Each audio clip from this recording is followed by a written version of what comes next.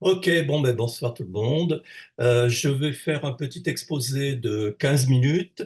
Après, si vous le voulez bien, je vous présenterai un petit diaporama avec des exemples de situations. Et puis après, on lancera la discussion. Ça vous va?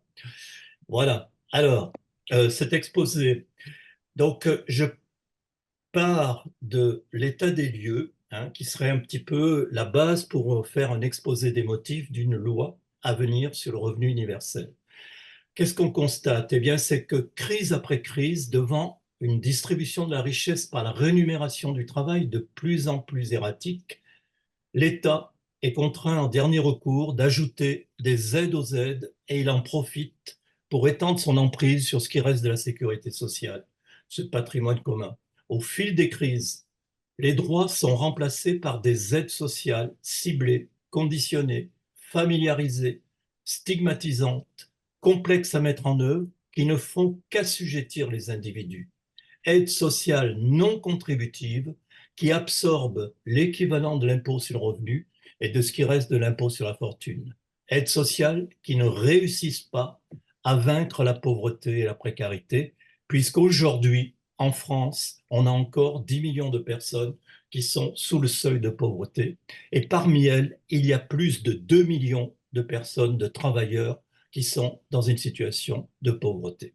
En 4 décennies, en fait, on est passé d'un système de sécurité sociale qui est fondé sur le principe de solidarité à une protection sociale fondée sur la charité publique. C'est pas moi qui le dis, c'est Alain Supiot, qui est un spécialiste du droit du travail au Collège de France, dans un article du Figaro de juillet 2022. En outre, cette redistribution verticale purement curative divise la société en citoyens de seconde classe d'une part, les ayants droit d'un côté, et les contributeurs de l'autre, véritable apartheid social où ceux qui réussissent s'arrogent le droit de dire aux perdants comment ils doivent dépenser le peu d'aide que l'État leur octroie. Tout cela pendant qu'une petite minorité fait sécession à coup d'optimisation fiscale. Voilà un petit peu le cadre dans lequel se situe le problème. Alors, que faire? Eh bien, il y a d'abord des mesures immédiates qui devraient permettre de garantir à tous ceux et celles qui n'ont pas ou plus de revenus de disposer d'un minimum, comme le proposent diverses organisations qui sont réunies dans un collectif qui s'appelle le Collectif pour un minimum garanti, qui regroupe en particulier le Secours catholique, Equitas et d'autres organisations. Alors, que propose-t-il dans ce collectif? Il propose de garantir un revenu décent sans contrepartie à hauteur du seuil de pauvreté à 50% au moins, d'automatiser le versement des aides sociales pour lutter efficacement contre le non-recours et enfin d'élargir le RSA aux 18-25 ans, un public aujourd'hui particulièrement touché par la crise. Et tout cela en veillant à ce qu'aucun allocataire ne soit perdant à l'issue de cette réforme des minima sociaux. Si cette mesure proposée par ce collectif contribue à lutter contre la pauvreté et la grande précarité, elle ne permet pas de débrancher ce grand corps social qui est devenu ce grand corps malade qui est devenu le corps social de toutes ces perfusions d'aide qui l'entravent. Elle ne répond pas aux besoins des ménages modestes, ces gilets jaunes qui, mois après mois, consacrent tout leur temps et leur énergie à joindre les deux bouts. Elle n'autorise pas à l'être humain de s'affranchir d'un emploi de survie pour s'épanouir dans une activité choisie, un travail valorisant, de reconquérir du temps pour soi, de s'émanciper. L'objectif doit consister à transformer progressivement toutes ces aides sociales conditionnées en un droit universel à un revenu décent qui assure en toutes circonstances les besoins élémentaires, quel que soit son statut social. On a montré tout le potentiel émancipateur de cette allocation universelle d'existence dans diverses séances auparavant. Il reste maintenant à tracer le chemin de sa mise en œuvre, d'ébaucher un projet de loi pluriannuel pour son extension progressive à l'ensemble des membres de la communauté, en veillant à chaque étape d'assurer l'individualisation, l'inconditionnalité et l'universalité des mesures proposées. Alors, comment faire? Eh bien, d'une part, en substituant à la redistribution verticale actuelle, faite, on l'a vu, d'aide sociale organisée par l'État, dont le montant est supérieur à l'impôt sur le revenu, une redistribution que l'on appellera horizontale, universelle, transformatrice, préventive et inclusive, comme le qualifie Nancy Fraser dans son livre Qu'est-ce que la justice sociale? D'autre part, en répartissant mieux la solidarité entre travail et capital dans le partage de la valeur ajoutée. Les machines qui remplacent de plus en plus les humains doivent aussi contribuer par une cotisation à l'existence des salariés qu'elles remplacent, comme le préconisait déjà Sismondi au début du XIXe siècle et Benoît Hamon avec la taxe robot. Le tout sera administré par une branche de la sécurité sociale, cette caisse commune. Alors, ce revenu dissocié de l'emploi, socialisé, véritable salaire de vie, doit être d'un montant suffisant pour éradiquer tout au long de la vie la pauvreté en se substituant à toutes les aides non contributives, conditionnées, financées par le budget de l'État et des collectivités territoriales. Ce n'est donc plus le montant de l'aide qui est négociable, mais son financement. Le premier de chaque mois, on reçoit inconditionnellement de quoi vivre dignement. À la fin du mois, on contribue, en fonction de la rémunération de son activité, de son patrimoine, au financement de cette allocation vitale. Alors, son financement, il y a différents modes de financement. Là, j'en développe un. Il peut être assuré premièrement par une contribution progressive sur tous les revenus d'activité et du patrimoine, qui remplacerait l'impôt sur le revenu, par une contribution progressive sur le patrimoine net privé, qui se substituerait à ce qui reste de l'impôt sur la fortune, et par une cotisation sur le capital productif, l'excédent brut d'exploitation, qui remplacerait la cotisation des allocations familiales sur le salaire. Ainsi, avec une cotisation sur l'ensemble des revenus de 30% en moyenne, une taxe sur les actifs nets de 2% en moyenne et une contribution sur l'excédent brut d'exploitation de 10%, il est possible de financer un revenu universel de 1 000 € en moyenne de la naissance à la mort, ajusté suivant l'âge aux besoins du moment. Il n'en coûterait rien au budget de l'État, mais seulement un peu plus de solidarité et de transparence dans la participation des 5% des ménages les plus aisés. Alors, maintenant, nous allons montrer qu'en 4 années, il est possible de mettre en place ce revenu universel de 1 000 € en moyenne. Alors, la première année, qu'est-ce que nous pourrions faire? Eh bien, nous partirions déjà sur les allocations familiales et l'individualisation de l'impôt sur le revenu. La première étape pourrait consister en une refonte des allocations familiales et de l'impôt sur le revenu. L'objectif étant, pour les allocations familiales, de les rendre à nouveau universelles.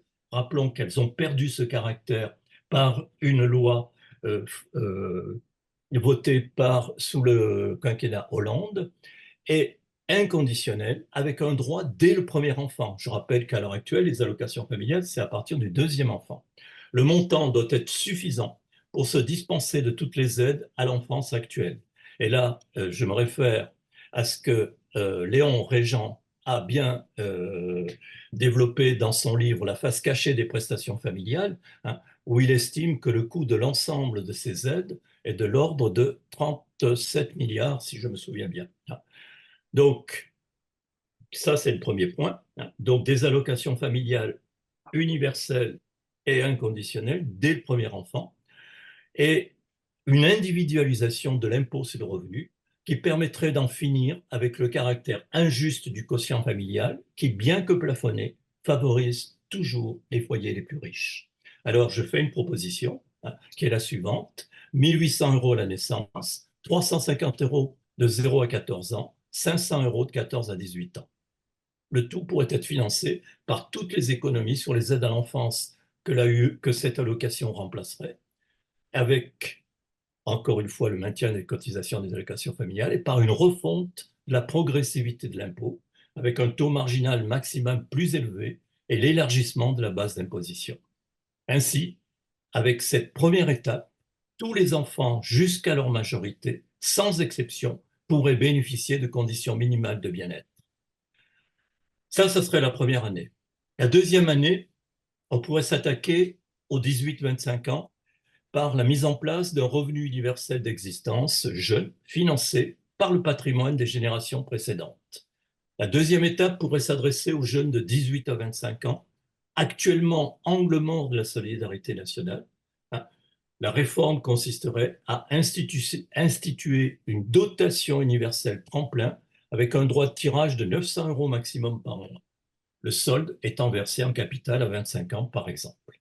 Pour son financement, elle s'accompagnerait d'une réforme de l'impôt sur la fortune, rebaptisée à l'heure actuelle IFI. L'objectif consisterait à supprimer cette recette fiscale qui est très faible et qui serait largement compensée par une suppression des aides conditionnées aux jeunes en difficulté et en même temps en instituant une taxe sur tous les actifs nets prélevés directement par la CAF. 900 euros à partir de 18 ans jusqu'à 25 ans, c'est un capital de 75 000 euros qui est ainsi transmis des parents qui ont un patrimoine vers la jeune génération. Le coût total est de l'ordre de 60 milliards d'euros. Eh bien, une taxe sur l'actif net progressive pour les actifs, au taux moyen de 0,75% par an, assurerait le financement de cette proposition. Il s'agit bien d'un revenu universel, car tout le monde, à une période de sa vie, recevra inconditionnellement et individuellement cette allocation et s'affranchira totalement de l'assistance de l'État. Ça, c'est la deuxième année. La troisième année, on pourrait s'orienter sur les personnes âgées avec la mise en place d'une véritable retraite universelle, une retraite de base universelle.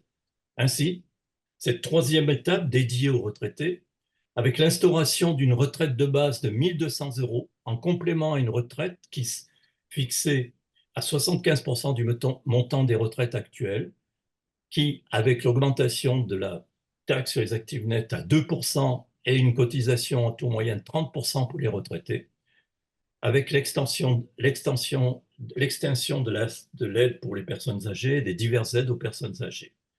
Elle exerce en amplifiant la fonction redistributive du système de retraite actuel, qui est essentiellement rétributive. Elle corrige ainsi l'inégal accès au marché du travail et les inégalités de genre des salaires et des carrières professionnelles.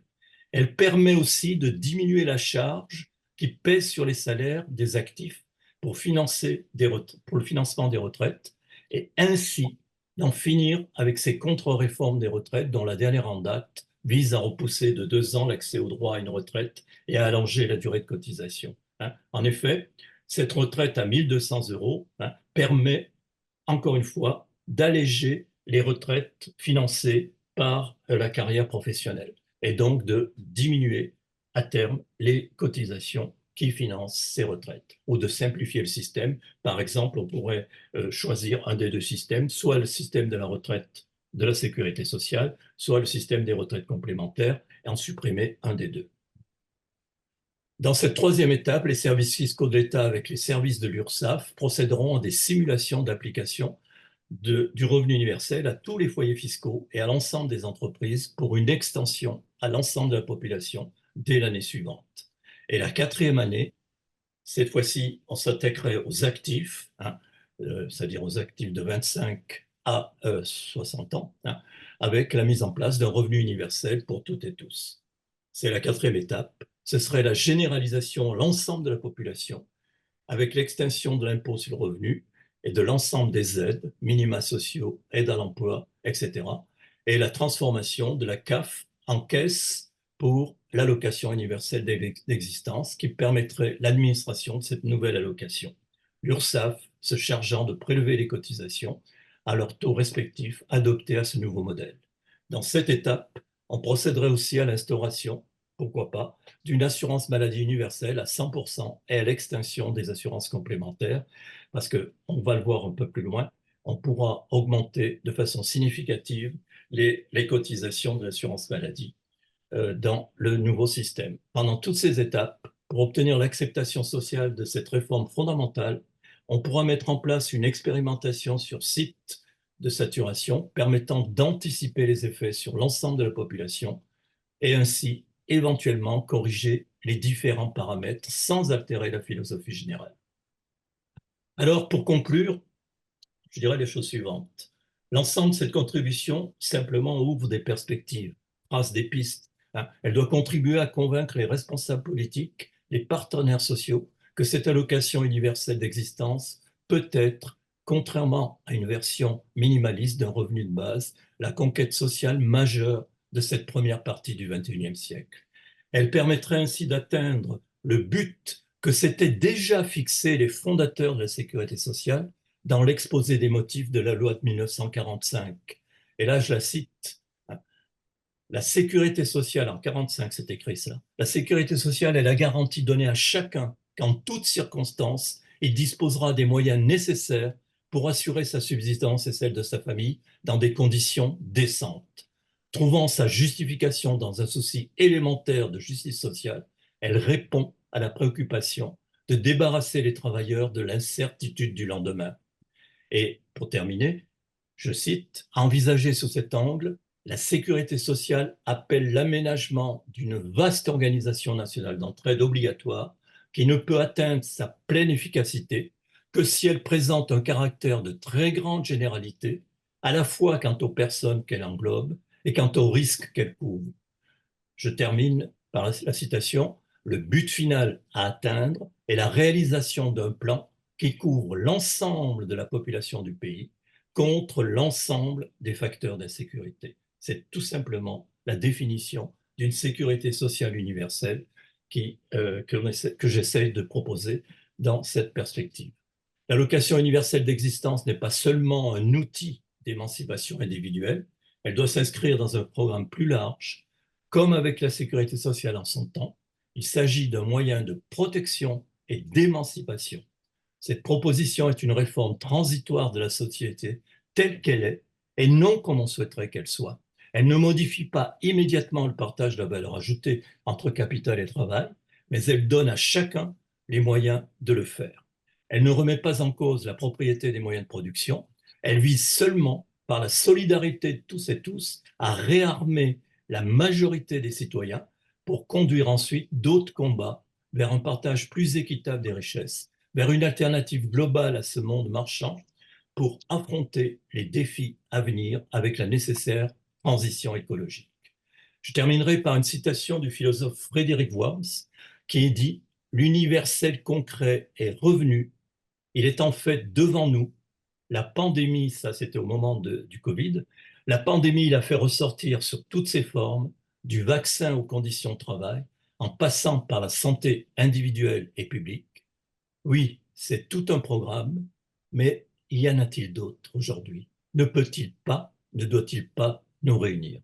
Voilà donc la petite présentation que je vous fais pour introduire le débat sur cette idée de mettre en place un revenu universel sous la forme d'un plan pluriannuel étalé sur 4 ans. Voilà, alors on peut démarrer, si vous voulez, déjà une première liste de questions avant que je passe sur des exemples pour étayer un petit peu la présentation. Alors, je ne sais pas, est-ce que déjà il y a des questions d'éclaircissement? C'est ce que j'ai dit. Ok, Oui, donc je vois Léon qui lève la main. Donc n'hésitez pas à lever la main, soit oui, via votre tête sur la caméra, soit il y a un petit bouton réaction en bas dans Zoom où vous pouvez lever une petite main et je le verrai, je donnerai les tours de parole. Soit pour Vigdis qui n'a pas de micro, elle peut poser les questions par écrit et je les lirai. Voilà, donc ça c'est pour les règles du jeu. Et donc j'ai vu Léon qui a levé la main en premier, donc je lui passe la parole là. Oui, donc on se rejoint sur la première année, c'est-à-dire traiter d'abord les enfants. C'est sans doute relativement facile, mais deux questions là-dessus. La première, c'est, tu dis, on va supprimer en même temps le quotient familial.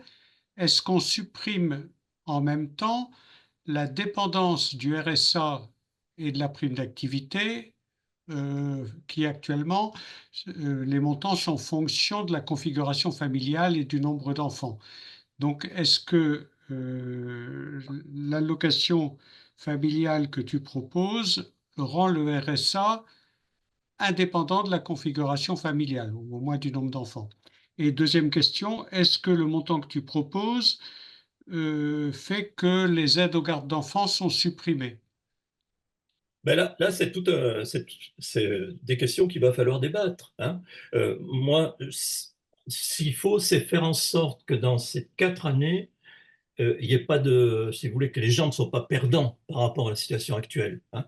Donc, il est évident que quelqu'un qui est au RSA, hein, c'est un actif, donc il va continuer à toucher son droit au RSA. Ça, il n'y a pas de problème. Au moins pendant les 3 années avant qu'il y ait l'instauration du revenu universel. Bon, donc, alors peut-être qu'il faudra ajuster le montant justement en fonction de cette nouvelle proposition, hein. Mais ça, c'est les experts seront là pour faire les calculs et faire en sorte que personne ne soit perdant. La deuxième question, c'était sur quoi déjà? C'était sur Ben, il y avait le RSA. Donc, est-ce que le RSA le devient RSA est maintenu. indépendant des enfants? Et la deuxième question, c'est est-ce que les gardes d'enfants, les aides aux gardes d'enfants sont supprimées, intégrées dans le montant, ou bien est-ce qu'elles sont maintenues? Ben, là encore, il faut voir, là c'est un travail à faire, hein, voir le, si le système tel que je le propose compense largement ces aides ou pas, hein. Euh, donc là, il y a un travail. Le principe, c'est faire en sorte, encore une fois, que dans chaque étape, il y ait pas, les personnes ne soient pas perdantes, évidemment, par rapport au système actuel. Enfin, les personnes en bas de l'échelle ne soient pas perdantes, parce qu'au Voilà. fur et à mesure, celles Oui. tout en haut vont. Non, mais celles qui ont des aides actuelles, hein, il faut que celles qui ont des aides actuelles ne soient pas perdantes par rapport au système que l'on propose, hein. Donc il y a un Ok. travail de simulation. Ce que je propose, c'est que l'année antérieure, il y a une simulation faite famille par famille, hein, de la proposition, hein, pour pouvoir voir justement si une personne serait éventuellement perdante dans le système. Mais bon, vu les montants que je propose, à mon avis, ça ne devrait pas poser de problème. L'année antérieure, là on était sur la première année, donc l'année antérieure, c'est l'année -1 alors. Alors, l'année -1, il faudrait faire une simulation, ouais, pour que les gens sachent parfaitement dans quelle situation ils vont se trouver avec la mise en place de chaque étape, hein, au moment de leur mise en place, c'est-à-dire l'année qui suit. Merci. Donc pratiquement, concrètement, on est sur 5 ans alors. Oui, bien sûr, on est sur 5 ans puisqu'il y a une année de préparation. Ok. Ok. Merci. Il y a Bertrand qui a levé la main. Alors, j'aurais une question et une remarque. C'est est-ce que vous avez déjà suggéré, soumis ce plan à un politique, un représentant politique, pour savoir quel était son avis? Parce que c'est très bien ficelé, structuré, euh, mais c'est à des années-lumière de ce qu'on peut entendre en ce moment dans les médias où, où, où il parle de réduction du budget de l'État à longueur de journée. Et là, on voit ce qui se passe avec Barnier. Et à peine Barnier enfin, c'est ce qui a fuité. Je ne sais pas si c'est la vérité, mais apparemment, Barnier voulait mettre en place un impôt pour les plus hauts revenus. Je vais mal le dire et je vais pas dire, je vais pas donner la bonne info, mais ce que j'ai compris, c'est que Bernier avait proposé de mettre un impôt sur les plus hauts revenus et un impôt sur les sociétés. Et apparemment, à la fois le camp Attal, enfin, est-ce que c'est encore la Macronie, le camp Attal, et le RN a mis son veto en disant que s'il faisait ça, il risquait de censurer le gouvernement. Donc, là, en l'état actuel, c'est-à-dire que rien que ça, ils ne l'acceptent pas. Donc, le Bien plan sûr. proposé, c'est de la science-fiction. J'ai pas dit moi, hein, j'ai pas dit que c'était ni. Comment dire? Je mets de côté la question morale. Mmh. Ah, mais Je ne suis pas dans la dimension morale. Je pense que moralement, ce que vous dites est bon. Mais actuellement, avec le pouvoir en place et l'idéologie en place, Ça me semble inaudible. Ça, Je suis tout à fait d'accord. c'est ma première. Alors, c'était pour ça que ma question, c'est savoir est-ce que vous en avez parlé avec un politique. Mm. Et ma remarque, ce serait de dire, il me semble que ce n'est pas que c'est à travers justement cette réforme du RSA, c'est-à-dire que ce qui me semble qui pourrait être le starter d'une réforme qui mènerait sur un processus long, hein, je ne sais pas combien de temps il durera, c'est justement le combat sur cette histoire des 15 heures obligatoires à partir de janvier. Pourquoi? Parce que on en a eu déjà l'occasion de discuter, je crois qu'il y avait Eric aussi qui en avait discuté. Je ne crois pas qu'ils vont trouver 15 heures pour tous les bénéficiaires du RSA en France. Donc, si on se retrouve dans cette situation-là, il y a un moment, il faut dire les choses. C'est-à-dire, vous ne pouvez pas dire d'un côté que les gens ne veulent pas travailler et en même temps ne pas être en capacité de leur proposer ces 15 heures de travail. J'ai du mal à croire qu'ils trouvent 1 million d'emplois de 15 heures. Alors, après, on ne sait pas ce qu'ils vont faire, on ne sait pas ce qu'il y a derrière. Peut-être il y a toute une dimension de cette réforme qui m'échappe et ça va être violent. Toujours est-il que c'est à travers ce qui va se passer et à travers les discussions que cela va susciter que le débat sur le revenu universel va vraiment prendre toute son importance. Et à mon avis, l'argumentaire, vous voyez bien qu'il n'y a pas suffisamment de travail. Et de l'autre côté, comment font les gens pour vivre s'ils n'ont pas de revenus? Donc, je crois que c'est à travers en gros, et j'arrête là. En gros, pour moi, le grand mythe qui va s'effondrer, et j'ai déjà eu l'occasion de le dire, c'est le mythe de l'emploi pour tous. C'est-à-dire qu'actuellement, je crois que dans le système dans lequel on est, et alors avec l'intelligence artificielle, ce sera encore plus évident, il n'y aura pas un emploi pour toute personne en âge de travailler. Et donc, il faut après, c'est un choix de société. Il y a des gens qui assumeront pleinement l'idée que des gens n'aient pas d'emploi et qu'en plus, il y aura des propositions politiques dans ce sens-là. J'imagine très bien Zemmour proposer ça. Et en plus que les personnes n'aient aucun revenu. Et alors oui, oui, ces marchés, ce sera une situation horrible, mais ils le justifieront en disant dette publique, situation économique, absence de croissance. Enfin, donc il va y avoir des discours fascistes qui sont déjà là, très durs. Soleil vert. Peut-être avant d'arriver, Soleil vert, c'est vraiment l'étape ultime. Mais avant d'arriver à Soleil vert, je vois très bien quelqu'un qui puisse tenir le discours en disant oui, oui, effectivement, ces personnes n'ont pas de revenus, mais la dette de la France est de temps, et est-ce que vous voulez qu'on arrête de payer les retraites? Tu vois, il y aura des discours, on va pas te dire on paye plus, on donne plus le RSA, on va pas le dire de façon, on va dire, les gens vont presque le dire en pleurant, quoi. Mais en gros, ils vont dire c'est soit ça, soit on paye plus les fonctionnaires. C'est des scénarios, c'est tout à fait. On imagine très bien quelqu'un dire ça sur CNews.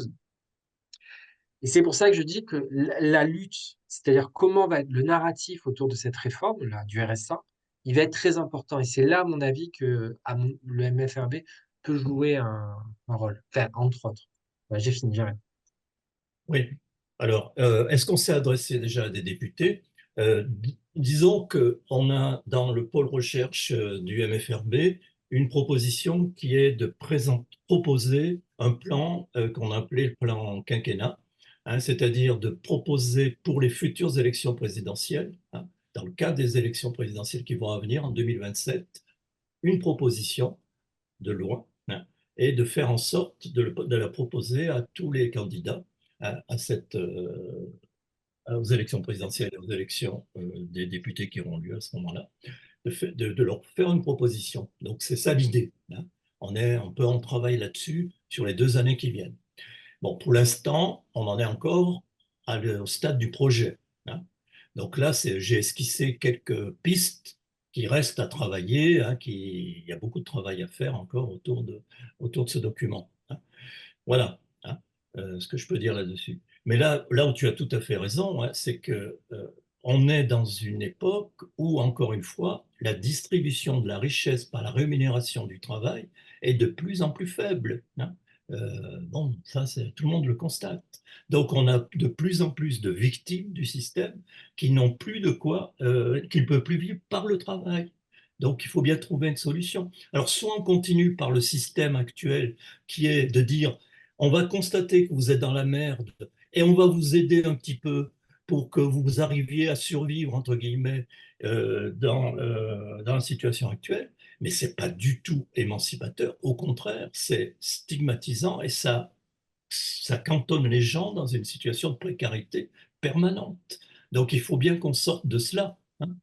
Alors, aussi autre chose, je l'ai dit au début, hein, mais on travaille aussi avec le collectif pour un minimum garanti, hein, qui lui propose déjà, qui fait des propositions qui peuvent être immédiatement mises en œuvre, hein, justement. Hein. C'est automatiser le versement des aides sociales pour lutter efficacement contre le non-recours. C'est garantir un revenu décent de l'ordre de 900 euros, c'est-à-dire d'augmenter le RSA à peu près à 900 euros.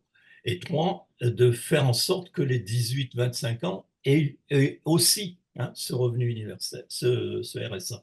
Donc déjà, ça, améliorer le système des aides. D'accord? Ça, c'est une première étape immédiate à mettre en place.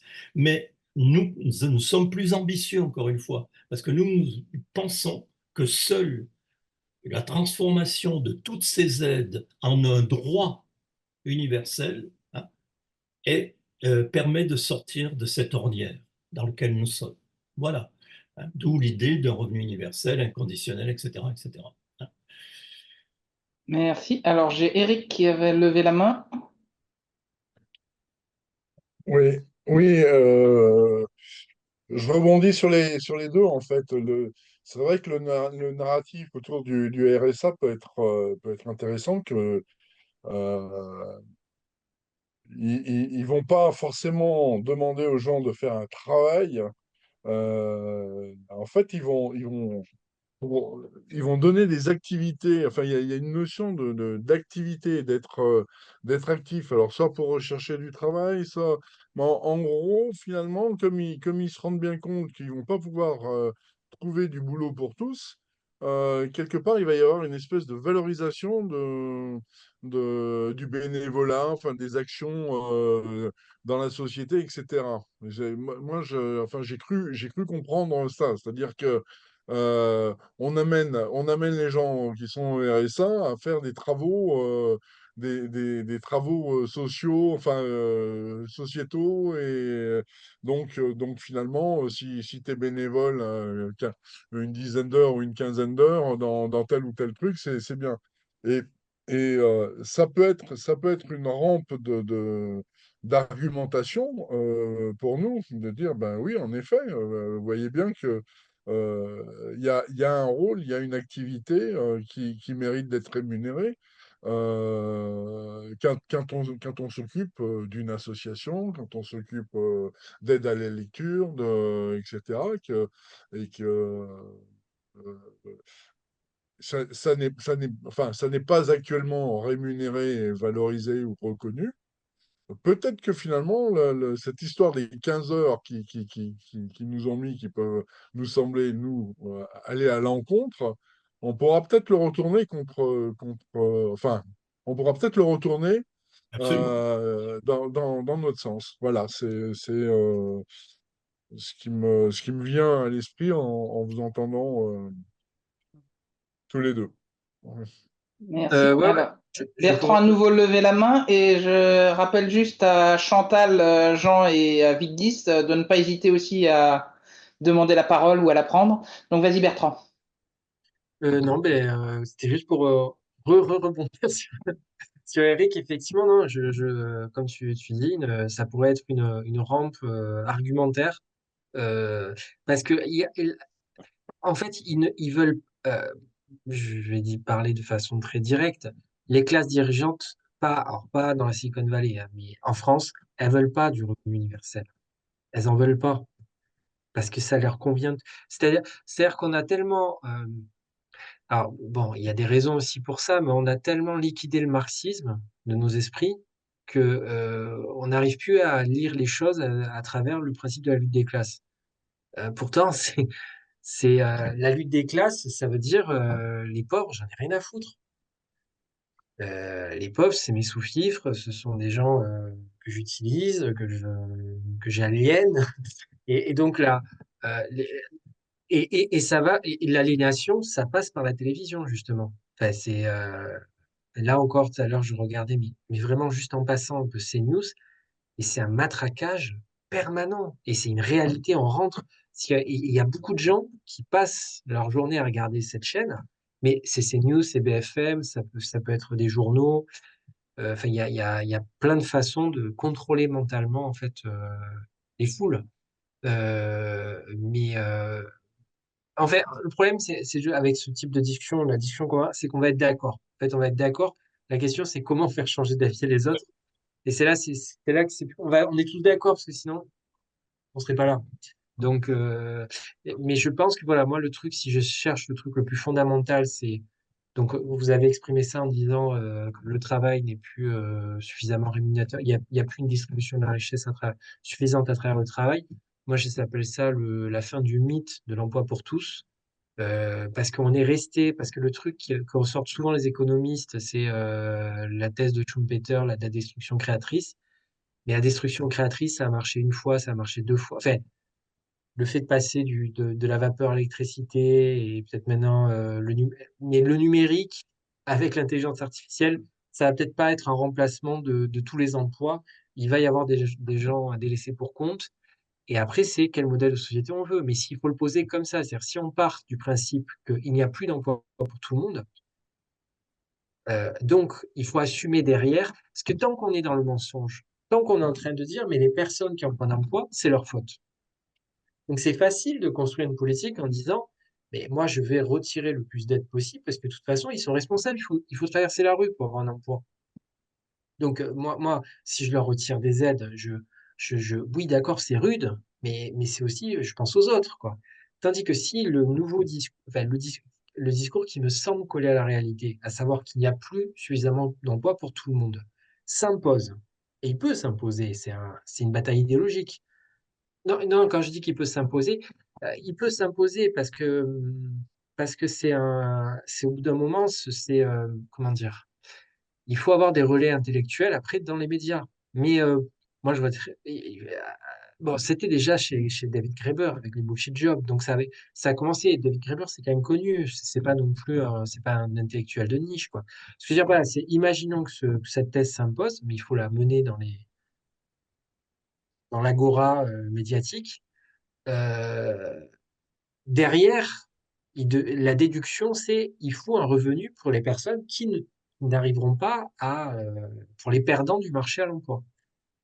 En revanche, si l'autre discours, cette thèse n'arrive pas à s'imposer et que c'est toujours ils sont fautifs euh, parce que parce qu'il faut qu'ils fassent leurs 15 heures d'activité, je sais pas quoi, pour trouver un emploi, parce qu'il faut que il va falloir que je fasse une formation CV ou une formation, j'apprends à me présenter, je sais pas quoi, des formations complètement bidons qui ne serviront absolument rien, pas du tout, qui n'apportent rien à l'économie, qui n'apportent aucune plus-value. Euh, et donc, si ce discours se met... Mais je pense qu'il va s'effondrer de lui-même. C'est pour ça que je dis, les 15 heures, et c'était quand tu dirais, moi, on n'arrive pas à comprendre ce que ça va être. Je vous le dirai quand j'y serai, mais je sens que ça va être du grand n'importe quoi. Et que ce grand n'importe quoi, au bout d'un moment, bah écoutez, euh, d'accord, je comprends qu'il faut que les gens travaillent, parce que c'est pas juste pour les autres qui bossent, mais à un moment, si c'est pour faire n'importe quoi, autant donner l'argent directement. Pourquoi vous leur faire n'importe quoi? Voilà, j'arrête. Merci. Bon, il y a Guy qui veut reprendre la parole, là. Oui. Euh, Sur l'histoire des 15 heures, c'est que de l'affichage, ces histoires de 15 heures, hein. Parce qu'en réalité, et le collectif pour le revenu minimum garanti l'a bien montré dans un document, quasiment la très grande majorité des allocataires du RSA sont très actifs. Ils sont dans le bénévolat, hein. Et qui est-ce qui est au Secours populaire? Qui est-ce qui est chez Emmaüs, etc., etc. Ce sont les allocataires du RSA, hein. Donc, ils sont très actifs, mais ils travaillent gratuitement déjà, hein. Alors, leur histoire de 15 heures, comme vous l'avez dit, c'est que de l'affichage et ils ne seront incapables de le modéliser, si ce n'est peut-être qu'en faisant un peu d'intimidation sur certains. Mais bon, c'est encore une fois pour affirmer son espèce de pouvoir artificiel que certains pensent avoir sur la société. Donc là-dessus, je crois il faut le combattre et bien dire que, contrairement à ce qu'on dit, les allocataires du RSA ne sont pas des fainéants, hein. S'ils sont RSA, ce n'est pas parce qu'ils l'ont choisi, pour la plupart. Et d'autre part, ils sont souvent très actifs et beaucoup plus actifs qu'on peut le penser. Ça, c'est le premier Merci. point. Le deuxième point, et je termine sur. euh, on voit bien que, encore une fois, la redistribution de la richesse par le travail ne se fait pas, et de différentes façons. Si on prend, il y a l'automatisation, par exemple. Quand vous remplacez une caissière par une caisse automatique, cette caisse automatique ne paye pas des cotisations sociales. Donc, la sécurité sociale est en train de s'effondrer parce qu'elle est entièrement basée sur le travail humain, hein.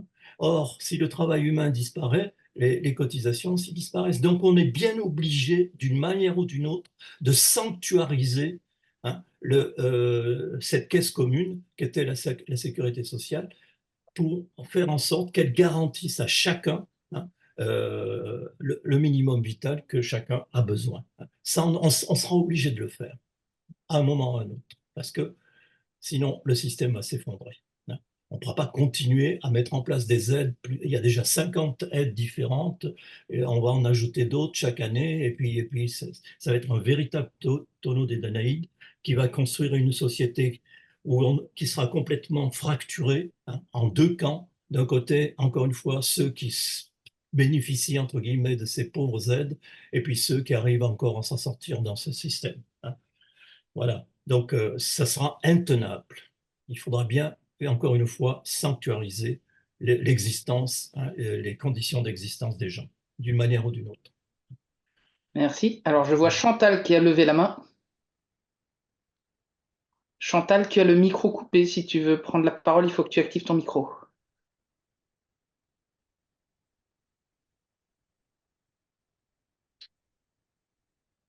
Chantal?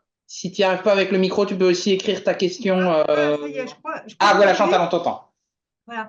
Oui, je voulais rebondir un peu sur ce que disait notamment Bertrand, en disant que pour que le revenu de base puisse s'imposer, je dirais, culturellement, je pense qu'il y a besoin que la société évolue sur la notion de que le travail, enfin, qu'une aide doit se mériter, hein. Il y a un peu cette notion-là. Et c'est vrai que bon, ça peut s'entendre parce qu'il y a des gens qui disent ben moi je trime toute la journée, je ne vois pas pourquoi des gens seraient payés sans travailler. Donc, ça peut s'entendre. Mais par contre, je pense qu'il y a peut-être une façon de faire un petit peu évoluer les choses, c'est justement la reconnaissance du travail bénévole. Il y a beaucoup d'associations, ou même domestiques, hein, une mère de famille qui élève seule ses enfants. Et je pense qu'il y aurait peut-être des choses à faire pour que ce travail bénévole, que ce soit à la maison ou dans des associations, soit davantage valorisé et reconnu. Ça serait une façon de faire prendre conscience que peut-être tout le monde ne peut pas avoir un travail salarié au sens classique, mais qu'il a une utilité sociale qui justifie tout à fait qu'il ait un revenu. Alors après, sauf exemption, si c'est une personne malade, handicapée ou trop âgée, effectivement, je pense que la plupart des gens qui ne travaillent pas officiellement ont un engagement sociétal qui mériterait d'être reconnu et valorisé et qui justifierait de façon plus évidente un revenu, et ça serait plus facile de le faire accepter socialement. Voilà, en termes d'acceptation sociale. Merci. Alors moi, je vais jeter un pavé dans la mare avant de revenir sur le sujet initial de la séance. Moi, je suis à proposer qu'on justifie même que les gens travaillent moins et arrêtent de travailler. On est 8 milliards sur cette planète. On est en train de bouffer la planète à la vitesse grand V. Il faut peut-être pas chercher à ce que les gens travaillent et de plus en plus d'activités et fassent de plus en plus de choses parce que chacune de ces activités, d'une façon ou d'une autre, directement ou indirectement, va émettre plus de CO2. On n'a peut-être pas besoin de ça. Peut-être que justement, il faut payer des gens à rien faire pour sauver la planète. Voilà, ça c'était le petit pavé dans la mare. Après, je vais passer la parole à Jean. Et juste avant, j'ai quand même posé ma question qui est un peu plus dans le sujet de ce soir. Guy, dans ta proposition, tu parlais de 1 200 € à la retraite. Donc, si j'ai bien compris, j'ai peut-être pas bien compris, il s'agit d'un montant justement pour les retraités qui ne sont plus actifs et donc c'est un montant supérieur au revenu de base des actifs qui sera à venir. Et sous cette condition, quand tu dis 1 200 € à la retraite, c'est à quel âge? C'est-à-dire, est-ce que c'est au moment où les gens demandent la retraite et ça peut être à des âges différents pour chacun? Ou est-ce que c'est à un âge donné, tout le monde a 1 200 €, qu'il soit passé à la retraite ou pas? Enfin, voilà le sens de la question. Et puis après, ce sera la parole à Jean.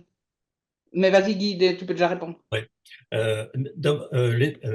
J'ai pas je le montrerai dans la petite présentation que je vais faire. Mais 1 200 €, c'est à partir de 25 ans. Hein. À partir de 25 ans, tout le monde a 1 200 € de revenu universel. Donc, D'accord. la retraite, tu as donc 1 200 € à la retraite aussi. Hein. Ok, mais donc la question de l'âge de la retraite n'a pas d'impact dessus. Non. Ça répond à ma question. Merci. Et Alors, donc, Jean a levé la main. alors pourquoi 1 Ah oui, 200 vas-y. Pourquoi 1 200 €? Parce que c'est grosso modo 60% du revenu médian, c'est-à-dire le seuil de pauvreté reconnu au niveau international. Merci. Ça correspond à peu près à 1 200 €. Ça Et répond à la question. troisième justification, 1 200 €, c'était la fameuse retraite minimale que devait mettre en place Macron, qui n'a jamais mise en place. Ok. Et donc, Jean? Oui, bah, du coup, j'écoute là depuis tout à l'heure, c'est très intéressant. Bon, moi, je pense à beaucoup de choses et je suis pas encore très habitué à des différents arguments et tout. Néanmoins, j'ai entendu effectivement qu'il y avait un glissement sur justifier le revenu de base parce que, en fait, quand on travaille pas, on travaille. Et en fait, je me demande si ça, c'est pas faire fausse route sur l'essence du revenu de base, qui est que non, c'est décorrélé de la notion de travail, totalement. Voilà. Et il y avait autre chose, mais je ne me souviens plus bien. Enfin voilà, en tout cas voilà, ça je voulais vraiment le préciser et voilà que oui, c'est vraiment plutôt que d'essayer de justifier par ce qui existe déjà en essayant de le coller les gens. Ah oui, bah oui, les gens qui sont vénères parce qu'ils bossent comme, enfin parce que les autres enfin oui, évidemment que qu'il y a aussi quelque chose à creuser sur le fait que oui, quand on bosse beaucoup et qu'on a du mal à finir en fin de mois, c'est énervant, ça fout les boules l'idée fout les boules. Et ça, c'est sûr qu'il y a un travail à faire. Oui, voilà. Oui, c'est sûr. Ouais, mais tout à fait, Jean. C'est-à-dire que c'est pourquoi le revenu doit être universel. En étant universel, en étant un droit universel, on ne peut plus dire ah ben c'est mon voisin à côté, il a droit à telle prestation et moi j'y ai pas droit. Tout le monde a droit à exister dignement sur cette terre. Hein. Donc voilà. Donc ça élimine ce problème. Aujourd'hui, ce qui fracture la société, c'est ce que tu as dit, hein, c'est-à-dire que les classes moyennes, les classes moyennes les plus faibles, hein, ceux qui sont autour du SMIC, ils n'ont droit quasiment à aucune aide. Et eux se sentent défavorisés dans cette société par rapport à ceux qui reçoivent des aides, par exemple. Ils le vivent mal. Hein. Donc c'est pourquoi il faut en finir avec ce système qui est profondément, qui fracture la société, encore une fois, entre deux camps. Et ça, c'est très, très, très délétère. Donc, pour ceux qui ne sont pas familiers du concept de revenu de base, Jean, je ne sais pas dans quelle mesure tu en es familier, et puis peut-être que d'autres qui nous écouteront sur YouTube ne le sont pas. Ça veut dire que la personne au SMIC, elle touchera aussi le revenu de base en plus de son SMIC. Et donc, elle n'aura plus à se dire, voilà, la personne qui n'a pas de travail à côté, qui touche des aides et tout, elle est avantagée par rapport à moi qui travaille pour avoir quasiment la même chose ou à peine plus, parce que du coup, elle aura nettement plus, puisqu'elle aura elle aura elle-même aussi le revenu de base en plus du SMIC. Voilà. Mais je Voilà. vais vous le montrer dans la petite vidéo, dans la petite présentation que je vais faire maintenant. Enfin, s'il n'y a plus de questions, je peux la faire maintenant, si vous voulez. Ben, je ne vois pas de main levée, donc je pense que tu peux y aller. Bon, alors il faut que je partage l'écran. Voilà. Alors, est-ce que vous voyez? Pas encore, mais j'imagine que ça va venir. Ah, pardon, partager. Excusez-moi, je n'ai plus l'habitude. Vous voyez? Oui. Ça marche pour moi. Ça va? Vous voyez? Parfaitement. Tout le monde voit les diapos? Oui, impeccable, merci. Eric, C'est dans le Eric, Lot-et-Garonne, là? Oui, oui, oui, je vois. ok, bon. Alors, donc vous avez vu la proposition que je fais, c'est un exemple, hein, c'est qu'un exemple, mais euh, donc pour les enfants, donc c'est 1 800 € à la naissance, c'est 350 € jusqu'à 14 ans, 500 € de 14 à 18 ans, 900 € jusqu'à 25 ans et après 1 200 € avec aussi une couverture sur les frais d'obsèques parce que ce sont malheureusement hein, des choses qui sont universelles dans la vie, hein. Donc tout ce qui est universel de la naissance à la mort doit être pris en charge par une caisse commune, hein, et je pense que la sécurité sociale peut être justement cette caisse commune. Voilà. Alors, l'enveloppe des montants mobilisés, hein, les revenus primaires en France représentent à peu près 1 600 milliards d'euros, hein, ce qui fait un revenu primaire par habitant autour de un peu moins de 2 000 €. Ce qui fait que si vous prenez en moyenne une cotisation, si vous en prenez 30%, ça fait grosso modo pas loin de 600 € déjà financés par cette cotisation. Ce qui est extraordinaire en France, on dit on est endetté, mais le patrimoine net privé hein, n'a jamais été aussi grand, il a explosé ces dernières années. On est à 14 780 milliards. Nous sommes très riches. Nous sommes très riches hein, au niveau du patrimoine net privé. Ce qui, si on le ramenait à un habitant, c'est comme si chacun d'entre nous avait 200 000 € dans sa poche, hein. Donc, on ne va pas se plaindre. Donc, on peut en prendre une petite partie, 2%, ce qui fait à peu près 362 euros. En ce qui concerne l'excédent brut d'exploitation, c'est-à-dire la rémunération du capital, ça fait à peu près 400 milliards d'euros, ce qui fait grosso modo 500 € par habitant. Et si on en prend 10%, ça fait à peu près 50 euros. Eh bien, le tout permet de financer 1 000 € sur une allocation qui, on l'a vu, fait 1 000 € sur une vie de 83 ans à peu près. Voilà. Donc, l'idée, hein, c'est que chacun reçoit le premier du mois 1 200 € quand il est un actif ou un retraité, et à la fin du mois, il contribue hein, de façon progressive, de 0 à 30% jusqu'à 2 000 € du salaire brut, 30% ensuite, et puis il y a une tranche supérieure des revenus de 50% pour les tranches de revenus supérieures à 10 000 €. Voilà, ce sont des exemples, hein, ne les prenez pas à la lettre, c'est simplement pour pouvoir imager et donner de la réalité à cette chose-là. En ce qui concerne la taxe sur le patrimoine, elle est progressive de 0 à 3 000 € de revenus, elle est de 2% ensuite, et pour les très hauts patrimoines, elle est de 2,5% par an. Voilà, et bien avec ça, hein, on arrive à financer notre système. Alors vous voyez Léon, juste, non, Guy, pardon. Juste, je t'interromps pour savoir comment on procède, parce que là, je vois des mains qui se lèvent. Est-ce que tu veux terminer ta présentation et les gens te posent des questions à la fin, ou est-ce que tu veux prendre les questions au fur et à mesure?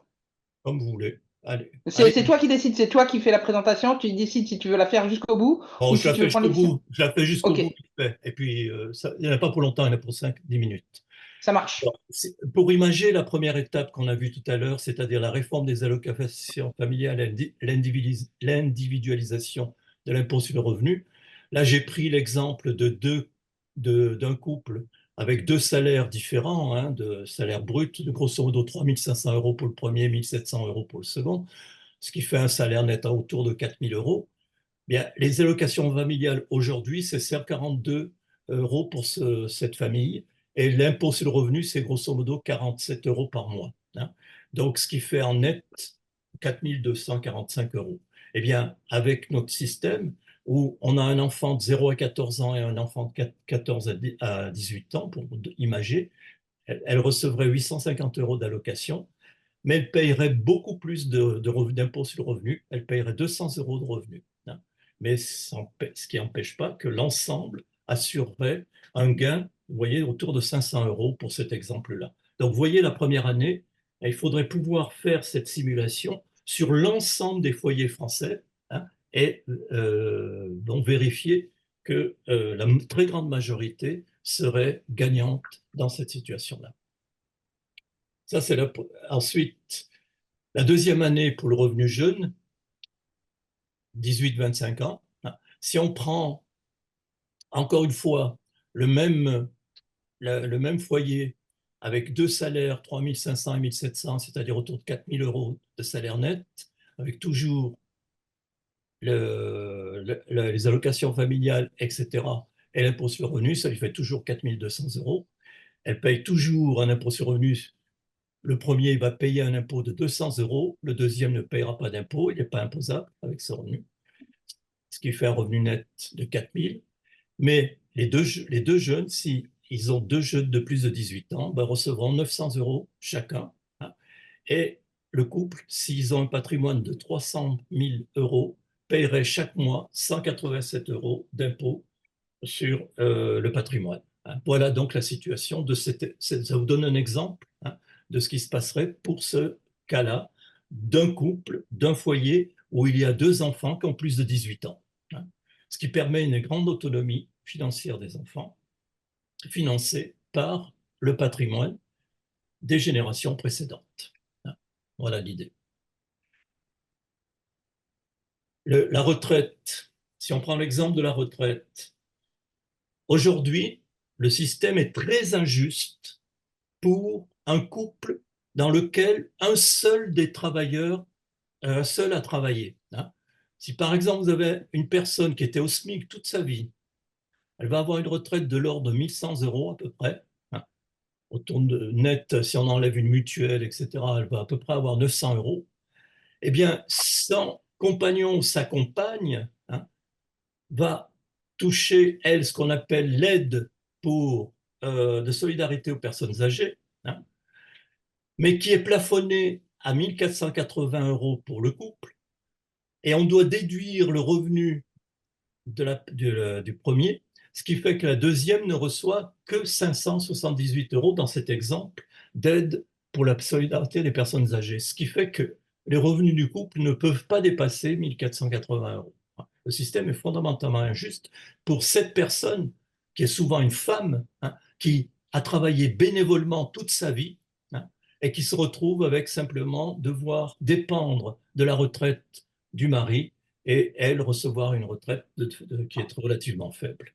Donc l'idée, là encore, c'est de faire en sorte de diminuer les retraites d'activité en prenant par exemple que 75%, ce qui permettra d'alléger le poids des retraites financées par la répartition, et d'y ajouter les retraites de base du revenu universel, qui seraient identiques pour les deux, c'est-à-dire 2400. Alors, le premier qui est un actif paierait une cotisation, mais on voit bien que l'ensemble serait nettement bien plus avantagé, puisque le revenu serait autour de 1 480 de gains pour le couple. Hein. Donc, on double quasiment, hein, on double les revenus du couple.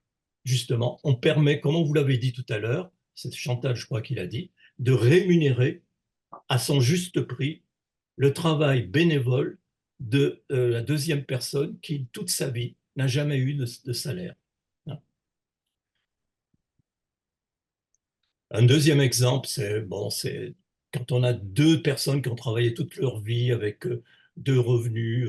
Là, on voit que certes, le gain est moindre, mais il est quand même, il peut être aussi important. Hein. Donc, malgré des cotisations sur le patrimoine et sur les revenus. Hein. Donc l'idée, encore une fois, c'est de dire, il n'y a pas d'un côté les riches qui vont payer et de l'autre côté les pauvres. Hein. Tout le monde à la fois contribue en fonction de ses moyens à la mise en place de cette retraite universelle. Bon, là je passe vite. Ensuite, quand on met en place le revenu universel pour tout le monde, avec 1 200 euros, il est intéressant de voir que le système actuel, en fait, ne rémunère pas le travail. Hein. Regardez, quelqu'un qui ne travaille pas, hein, peut avoir à peu près 800 euros d'aide sociale entre le RSA et les APL, hein, autour de 800 euros. S'il travaille, s'il prend un mi-temps, les aides fondent. Hein, il perd 380 euros d'aide avec ce mi-temps.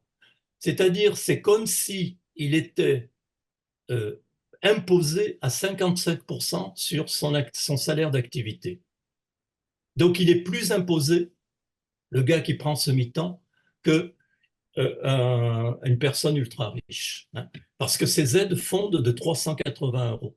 Donc ça n'incite pas non plus à prendre un travail, hein, le système actuel, parce que au fur et à mesure que les revenus d'activité augmentent, les aides sociales diminuent, hein, ce qui paraît logique, mais bon. Et donc, vous voyez, là, dans ce cas-là, quelqu'un qui prend un temps plein au SMIC va perdre à peu près 600 euros d'aide, ce qui est relativement important. Tandis que dans notre système, hein, malgré une contribution, mais une contribution progressive, on le voit, les revenus nets sont beaucoup plus importants quand on travaille. C'est-à-dire qu'en d'autres termes, contrairement à une idée reçue, hein, le revenu de base incite à travailler parce que le travail sera mieux rémunéré dans ce système-là. Hein. Et c'est l'exemple aussi, c'est l'exemple c'est un exemple aussi qui est compliqué, c'est celui d'une personne, maman solo, qui a 3 enfants, par exemple. Eh bien, cette maman solo, si elle a à peu près 1800 euros d'aide à l'heure actuelle. Bon, ça c'est très variable, c'est très compliqué. Là, je demande à mon ami Léon, Léon? de bien travailler tout ça parce que c'est vraiment très compliqué, toutes ces aides. On arrive à peu près à 1800 euros. Bien, le problème, c'est que si elle prend un mi-temps, elle va perdre, hein, elle va perdre des aides. Hein. Donc, en fait, ça n'incite pas à une maman solo de prendre un mi-temps parce que entre les frais supplémentaires de garde d'enfant que ce mi-temps va devoir lui imposer, les frais supplémentaires de transport, elle va être pas, elle va gagner en fait, vous voyez, que 368 euros de plus par rapport à sa situation actuelle. Vous voyez, donc ce n'est pas non plus incitatif à prendre un mi-temps dans cette situation. Donc c'est bien le système actuel qui est un piège à l'inactivité, hein, parce que les aides fondent avec le travail, avec les activités. Hein. Donc encore une fois, c'est comme si vous étiez imposé de façon négative, de façon importante, beaucoup plus importante que n'importe quel cadre supérieur. Alors qu'avec notre système, on valorise davantage le travail puisque les aides sont remplacées par l'allocation universelle d'existence, à la fois par la personne, la maman, et pour les enfants, ce qui fait une allocation constante de 2250. C'est simplement la contribution sur le revenu qui est relativement faible et qui va permettre d'avoir un revenu net beaucoup plus important quand on prend un mi-temps ou quand on prend un temps complet. Hein. Voilà. Ça, c'est des exemples pour vous montrer l'intérêt de cette affaire-là. Alors, on dit aussi tout le temps que le revenu universel, dans cet exemple, va être, comment dire, aussi défavorable pour des personnes relativement aisées. Eh bien, vous voyez cet exemple, hein, qui est une famille qui est très aisée, qui a un patrimoine de 600 000 euros et qui a des revenus de 12 820 euros de salaire brut pour les deux, hein, ce qui représente à peu près 5%, les 5% les plus riches. Hein. Donc, même pour ces 5% les plus riches, vous le voyez dans ce système, hein, qui n'est donc pas, comme on peut le penser, si violent que ça, eh bien, elle gagnerait à peu près la même chose. Donc, en réalité, notre système de redistribution horizontale va permettre simplement, va permettre à 95% de la population d'être avantagée par ce système. Bon, ben, je pense que ça vaut le coup de le mettre en place, même si les 5% les plus riches vont contribuer davantage.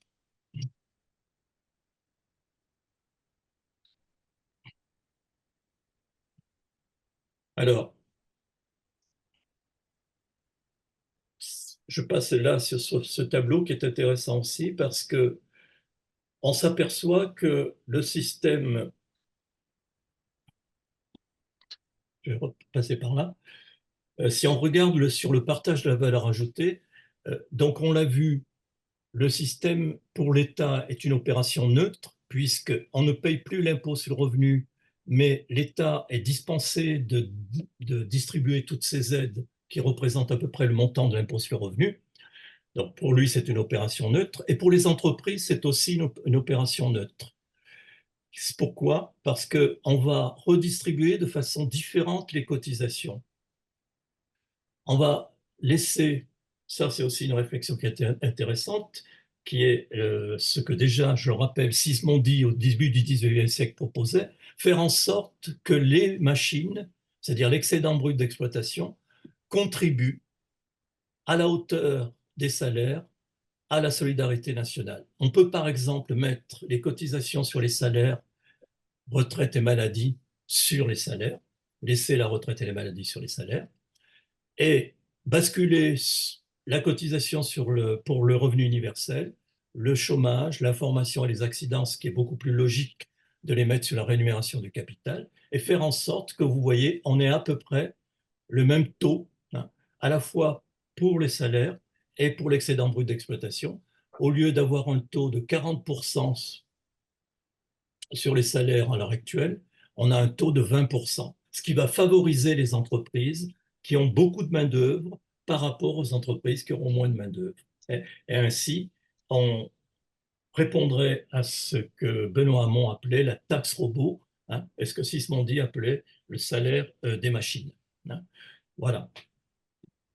Voilà donc quelques idées, hein, que l'on pourrait développer et qui permettraient, hein, de financer ce revenu universel à la fois donc par la contribution sur les revenus, par la contribution sur le patrimoine de chacun, mais aussi par le capital des machines, hein, par la rémunération du capital des machines. Voilà. Voilà. J'étais un peu rapide, simplement pour vous montrer quelques exemples sur cette affaire-là. Alors, Bon, ben merci. Donc, on va passer aux questions. Et il y a Jean qui a levé la main depuis un moment maintenant. Oui, en fait, alors je pense que c'est la diapositive de la 4e année, si on peut peut-être la revoir. Ah, ou non, attends. Avant la 4e année? la retraite. Non, non, non. Oui, pratiquement Va, tout de va à, suite. va à la 4e, s'il te plaît. 4e année. Alors,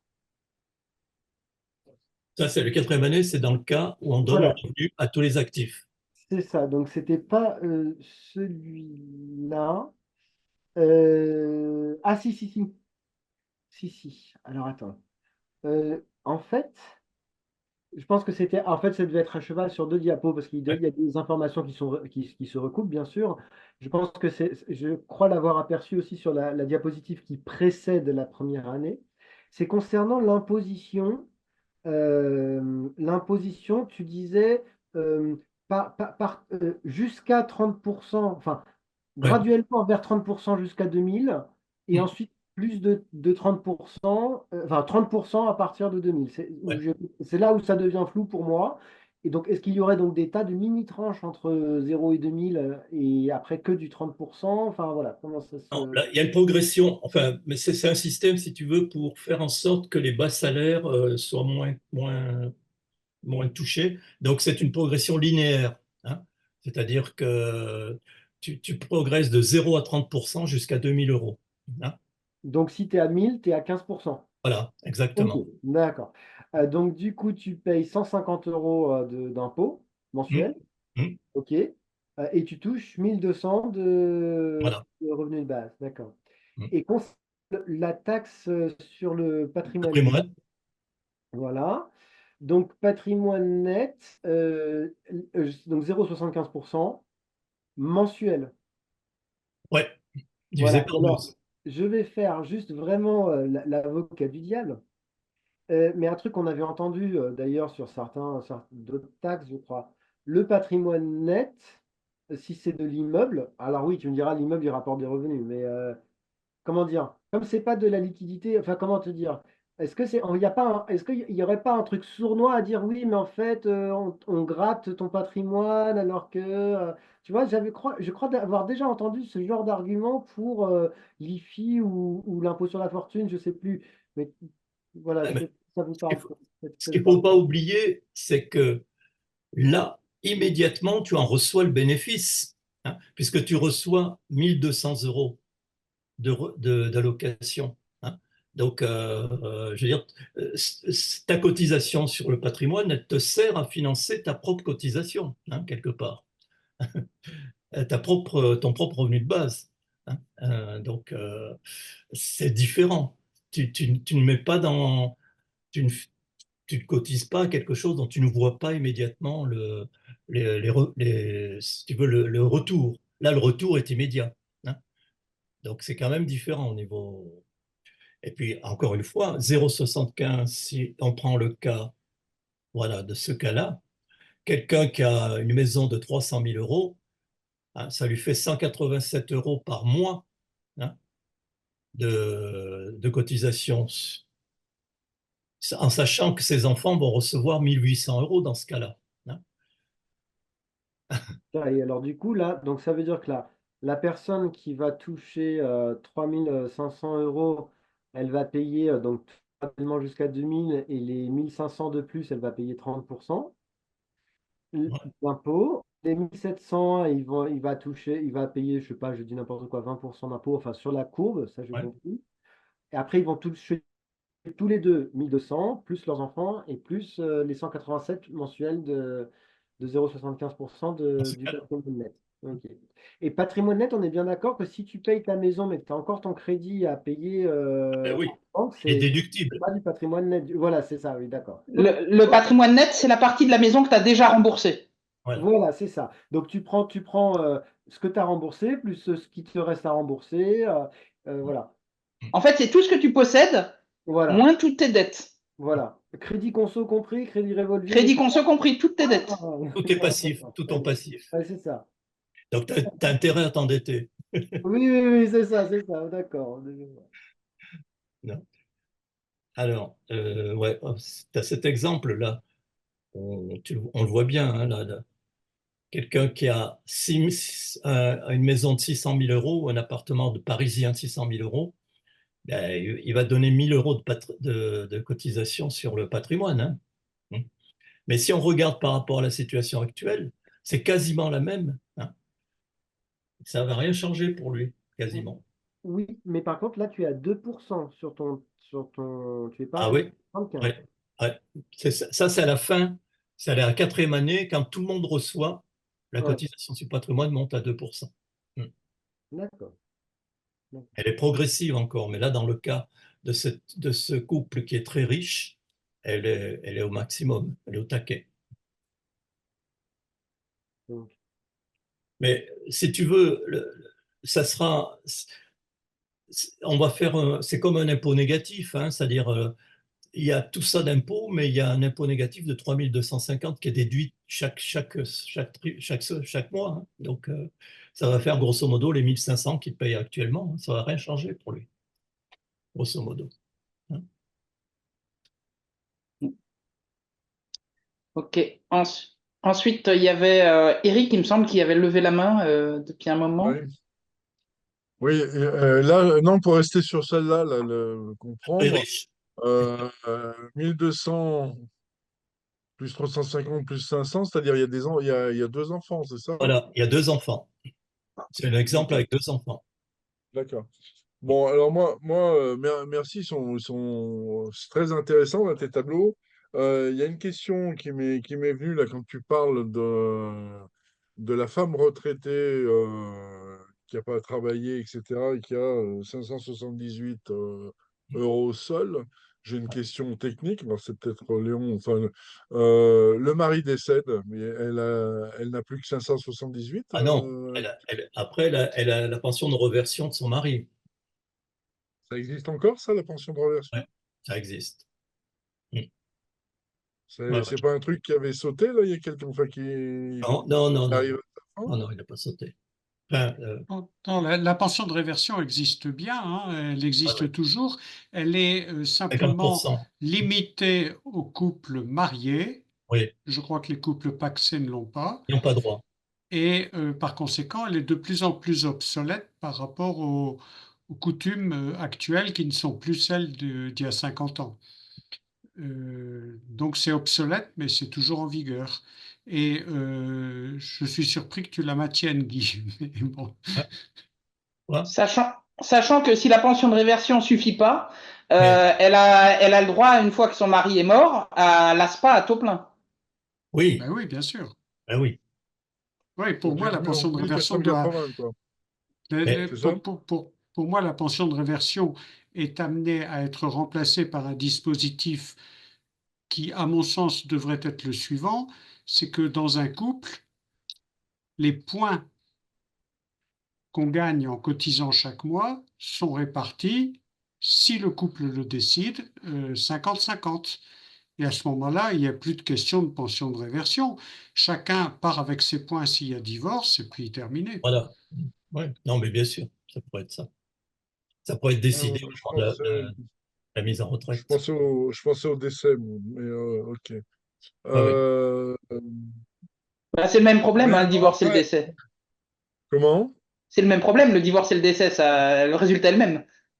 D'accord, ouais. Euh, la fonte des aides, Mm. la fonte des aides qui suscitent pas le travail, euh, alors c'est explicite dans ton tableau, mais j'ai peur que pour les droitiers, on donne des arguments à supprimer, à supprimer les aides. Et non, au contraire.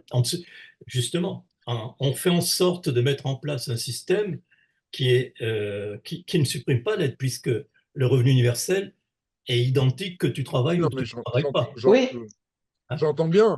J'entends bien que là c'est très explicite et c'est en faveur. Enfin, ça explique que le revenu universel est très intéressant. Mais dans nos argumentaires, de balancer ça sur le public, enfin, tu vois, que ça soit diffusé, on abreuve les maldisants, les droitiers extrêmes, qui vont dire, ah ben tiens, regarde, même au MFRB, ils nous expliquent que le fait les subventions, enfin que les aides qu'on donne, ça incite pas au travail, il faut supprimer ces aides, c'est bien ce qu'on vous disait. Mais non, c'est le contraire. Là, ça peut.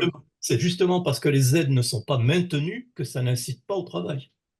Hein. oui, mais l'argument marche dans les deux sens, comme le dit Eric. Si maintenant on fait le système revenu de base à 1200 euros, ça incitera plus au travail pour le différentiel de ce que ça fait gagner. Mais si on se met du point de vue de la droite, on fait aussi le système revenu de base, mais à 0 euros, et ça fait la même incitation au travail. Ouais, C'est juste que nous, on le préfère à 1200. Mais voilà. voilà. De toute façon, l'argument zéro revenu égale maxi incitation au travail, ça, il est acquis. C'est sûr que si tu supprimes tout, voilà, Mm. ça vient pas du MFRB, ça. Non, mais ce qui est important de noter dans ce tableau, c'est de voir le taux de diminution des aides. Hein. Ça Oui. fait 55%. C'est encore une fois, c'est comme si vous étiez imposé sur votre revenu d'activité à 55%. Hein. Euh, ce qui est C'est très inimaginable, intéressant, ça, cette qui est vision-là. inimaginable pour quelqu'un qui travaille. Donc, Ouais, et puis quand on parle des tranches fiscales à 50% et qui pleurent, là, Et qui disent que c'est confiscatoire. de hein, montrer que c'est ce qui existe actuellement en pour bas les de plus l'échelle, pauvres, pour les c'est plus très pauvres, intéressant. pour les plus pauvres. Ouais, ouais, pour en bas de l'échelle, oui, c'est ce que. Et en plus, tu dois ajouter les frais qu'induisent une activité, transport, vêtements, Ouais, garde d'enfants, etc. Il faut comprendre que pour certains cas, c'est pas du tout avantageux de prendre une activité. ah oui, oui. C'est- Tu arrives même à quasiment presque perdre de l'argent. Alors Ouais, ouais. tu le fais parce que tu as besoin de rester socialement ancré dans la société, bon, et parce que ça te plaît, parce que le boulot te plaît, etc. Mais au niveau fric, c'est pas intéressant hein, dans certains cas. Bah, moi, je Surtout peux en témoigner, c'est ce qui m'est arrivé. Hein. J'ai eu une période de chômage où j'avais eu un bon boulot, j'avais un bon chômage. Et en reprenant un boulot, j'étais payé moins qu'au chômage. ouais, ouais, mm, Mais j'ai repris le boulot quand même. ouais. Mais oui, il y a des situations où ça arrive. Ça arrive, exactement. C'est ce qu'on appelle la trappe à inactivité. Voilà. Donc on condamne les gens à rester marginalisés à cause de ce système. Oui, Léon a levé la main. Oui, je voudrais faire une remarque globale sur le point suivant. Le système que Guy a présenté semble miraculeux parce que le revenu de quasi tout le monde augmente et Ça- augmente quelquefois très considérablement. Alors, la question qui me paraît intéressante, c'est de comprendre d'où vient le miracle. Et en fait, avec plein de choses qu'il faudrait regarder dans le détail et qui sont très compliquées, les grosses masses, en fait, c'est qu'on paye une grosse partie de ces revenus donnés à tout le monde avec une taxe sur les actifs nets de 2%, qui rapporte 300 ou 350 milliards par an. Donc c'est colossal. Et alors, simplement, quand on fait ça, ça veut dire qu'on a l'activité de l'année qui est le PIB, qui permet de distribuer une partie des revenus, et que l'autre partie des revenus est payée par une taxe sur les actifs nets, donc sur le patrimoine. Autrement dit, on va pomper sur un stock. Ouais. Et Mais on alors, va le redistribuer dans un stock aussi. pomper sur un stock pour alimenter un revenu annuel, ça veut dire que le stock va diminuer. Non, Ben si. parce que le stock, on le pompe pour le redistribuer dans le même stock. Je veux dire, c'est l'argent des Français qu'on va redistribuer à aux Français. Grosso modo, si tu sors 20 euros de ta poche gauche pour les mettre dans la poche droite, ok, tu as pompé dans le stock de ta poche gauche pour le mettre dans le stock de ta poche droite par un revenu de transfert de 20 euros, mais ton stock total de tes deux poches n'a pas bougé. Ouais, c'est sur le patrimoine. Bah, oui, on a transféré du patrimoine de ceux qui en ont le plus vers ceux qui en ont le moins, mais le patrimoine des Français total n'a pas bougé d'un iota. Ce que tu dis, c'est que quand on redistribue comme ça, l'argent n'ira pas dans la consommation, il ira dans du patrimoine, dans une Bah, épargne. même s'il allait dans la consommation, c'est toujours le transfert du patrimoine de quelqu'un à quelqu'un d'autre. Quand tu fais de la consommation et que tu donnes, je sais pas moi, 100 euros à ton marchand de meubles, par exemple, ben ça sort de ta poche pour aller dans la poche du marchand de meubles. Et comme le patrimoine total des Français, c'est tes poches plus celle du marchand de meubles, le patrimoine de la France n'a pas bougé. Non, puis, Léon, il y a un deuxième point, c'est que l'augmentation des patrimoines ces 10 dernières années a été phénoménale. Et même si tu en prends 2% par an, hein, tu vas freiner cette augmentation, mais tu ne vas pas l'annuler complètement. Oui. Hein. Alors, Et puis cette surtout, tu ne prends pas dedans, tu le prends et tu le remets dedans.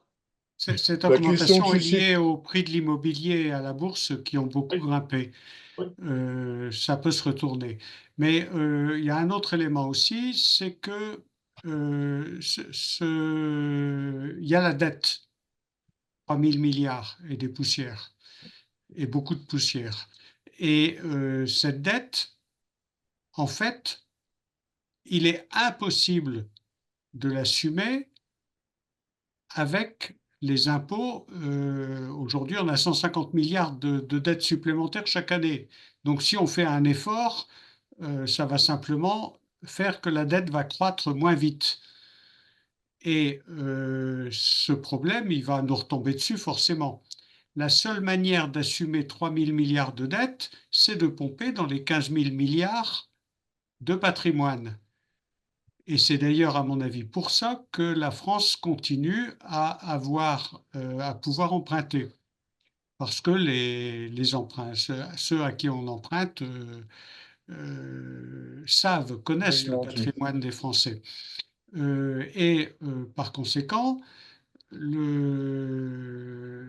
pour faire face à la dette, on a absolument besoin un jour de pomper sur le patrimoine.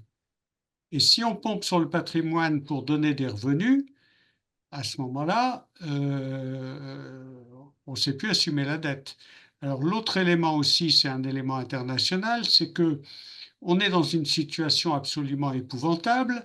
Néanmoins, l'espérance de vie ne cesse pas d'augmenter. Et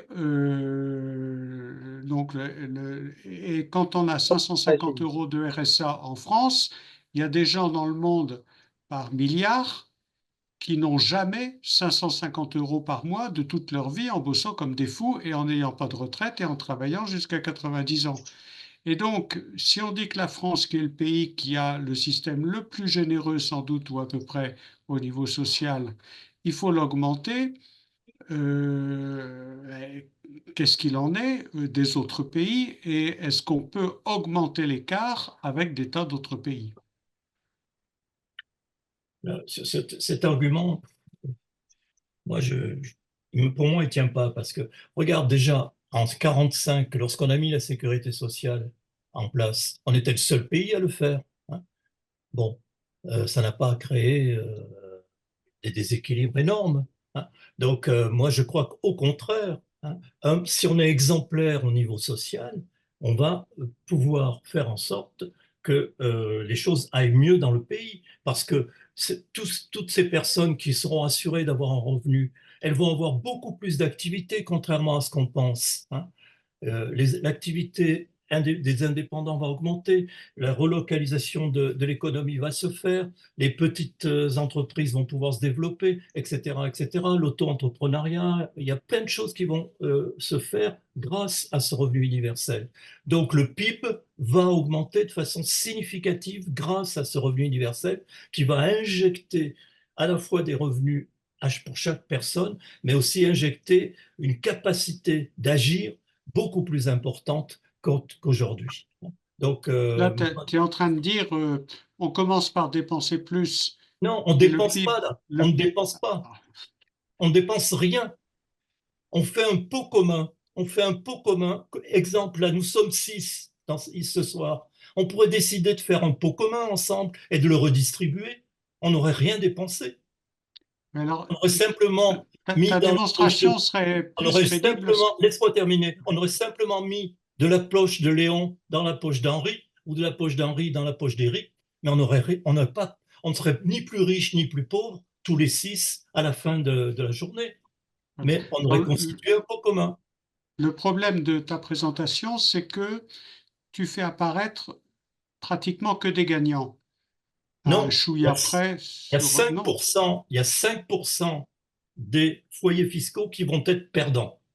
C'est ça, et ça n'apparaît pas dans tes transparents et on ne voit pas de combien. Et donc, ta démonstration, elle est pas pour moi crédible parce qu'il n'y a pas le zoom sur les 5% perdants montrant qu'ils vont payer énormément pour compenser les 95% de gagnants. Ils ne vont pas payer énormément. Ils vont payer si, pour payer 95% de gagnants, ça va être énorme, évidemment. Non, mais parce qu'ils sont extrêmement riches.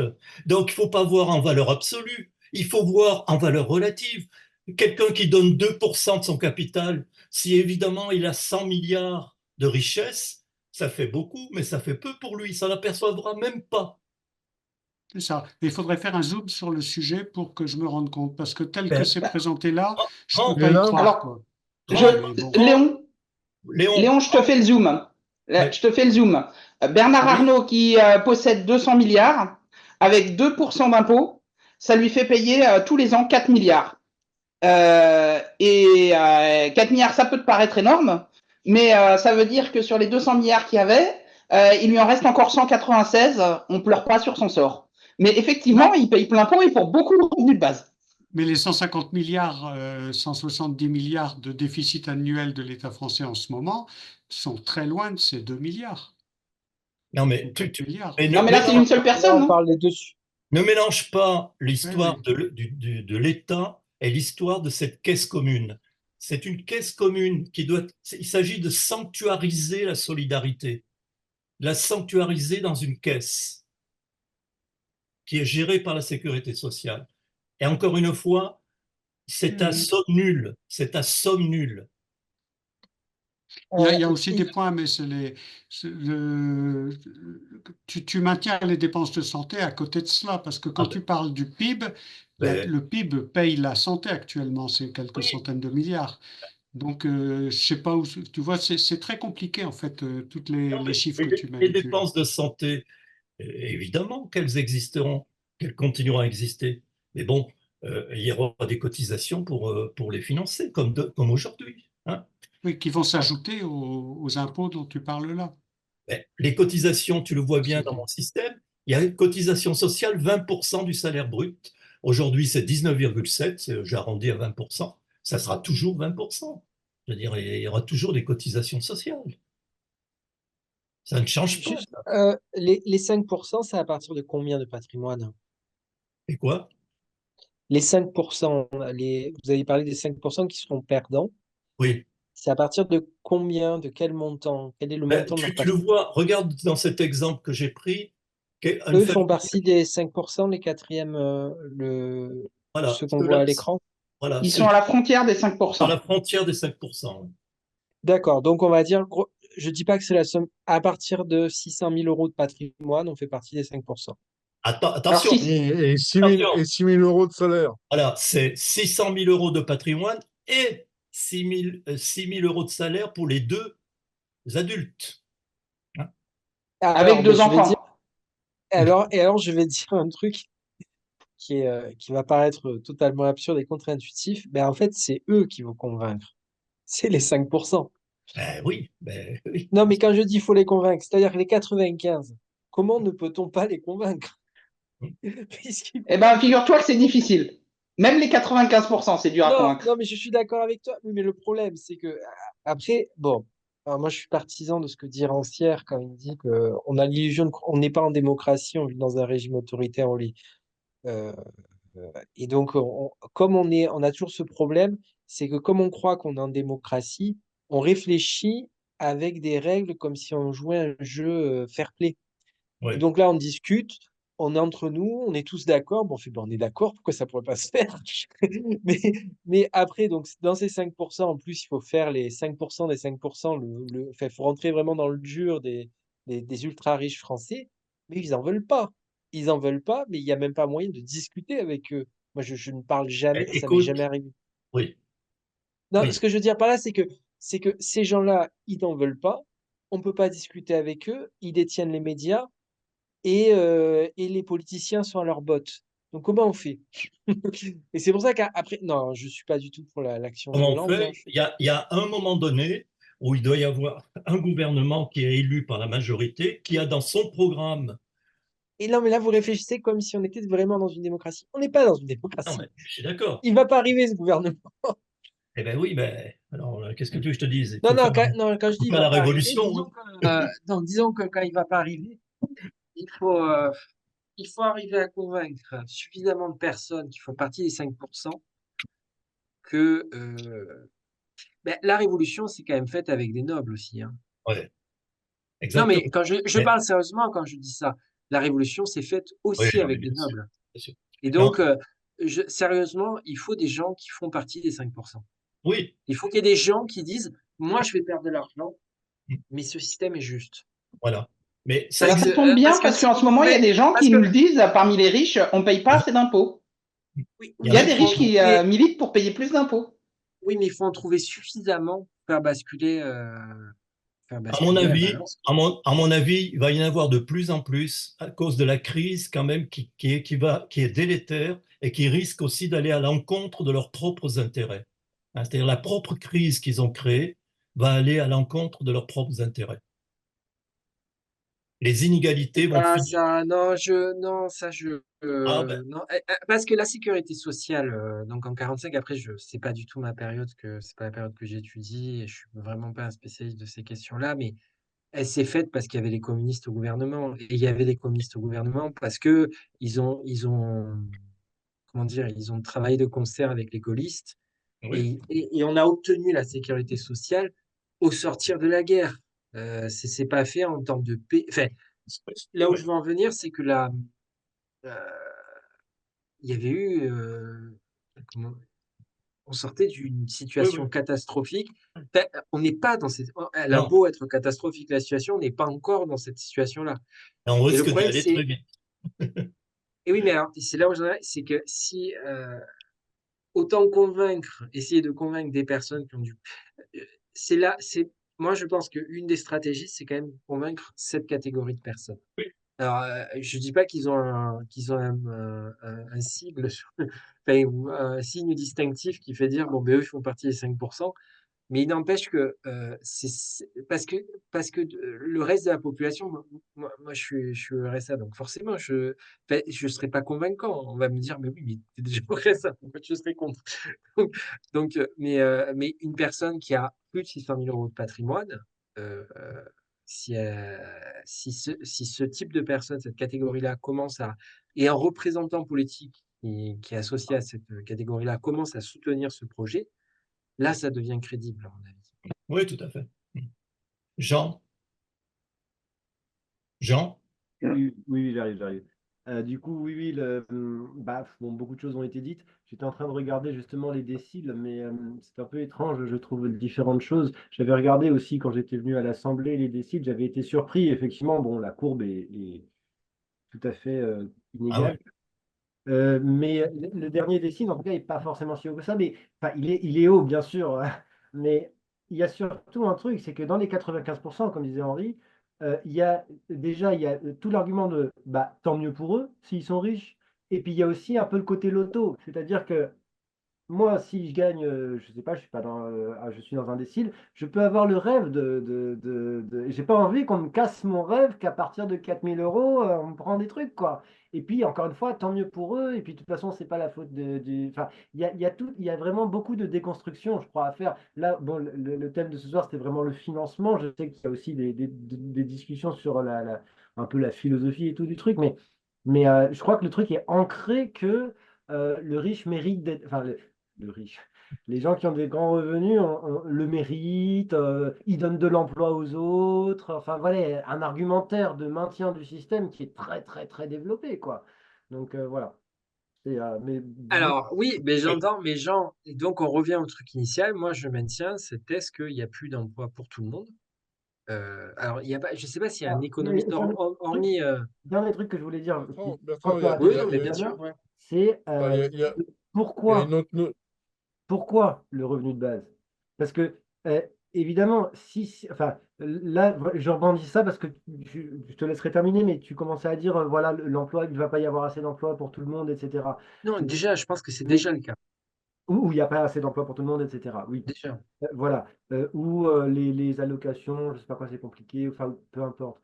Mais en fait, je pense que déjà, la question de l'origine du pourquoi le revenu de base, elle est là, elle est cruciale. À titre personnel, vraiment, moi, je suis tout à fait nouveau, mais à titre personnel, la question de pourquoi le revenu de base, c'est pas pour moi, c'est pas pour pallier à un système qui s'effondre parce qu'il n'y a plus d'emploi pour tout le monde ou quoi, c'est parce qu'il y a assez pour tout le monde, point.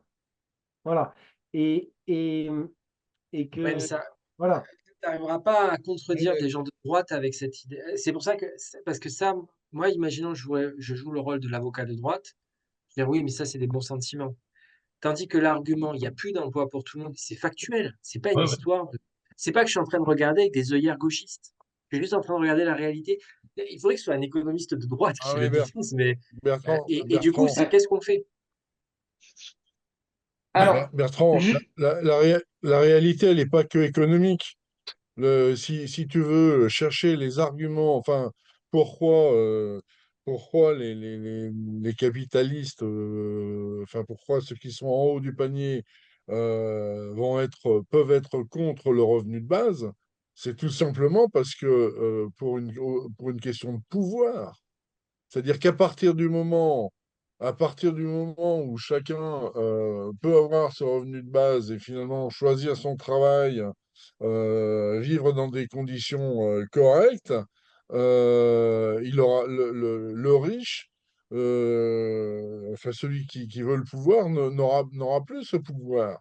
Et c'est plus que le montage financier, le pourquoi du comment on y arrive financièrement, euh, c'est là qu'est le frein. c'est que les mecs, ils se rendent très bien compte que euh, ils auront plus la main mise sur la population. Et le vrai frein, il est là. Économiquement, tout le monde se rend compte qu'on va dans le mur, mais putain, ils veulent garder leur précaré et dominer le monde. Et l'humanisme, le progressisme, etc. Et ils te le diront, et c'est pas les avocats qui le diront, hein. Ils te le diront pas et ils continueront d'acheter, avec l'argent, ils continueront d'acheter les médias pour te dire l'inverse. Mais garder le peuple sous le pied, quoi. Et c'est là qu'est la vraie difficulté. Économiquement, Guy nous le démontre. Alors, moi je rejoins un petit peu Léon quand même. Il y a une notion quand même entre le montant, ce qui est patrimonial, ce qui est le patrimoine et le flot. C'est-à-dire que c'est pas tout à fait la même chose. C'est-à-dire que quand, en effet, on a accès à la dette parce qu'il y a du patrimoine. Et si on tire sur le patrimoine à proprement dit, enfin, reste à définir ce qu'on appelle le patrimoine dans ces tableaux. Mais si c'est le patrimoine immobilier plus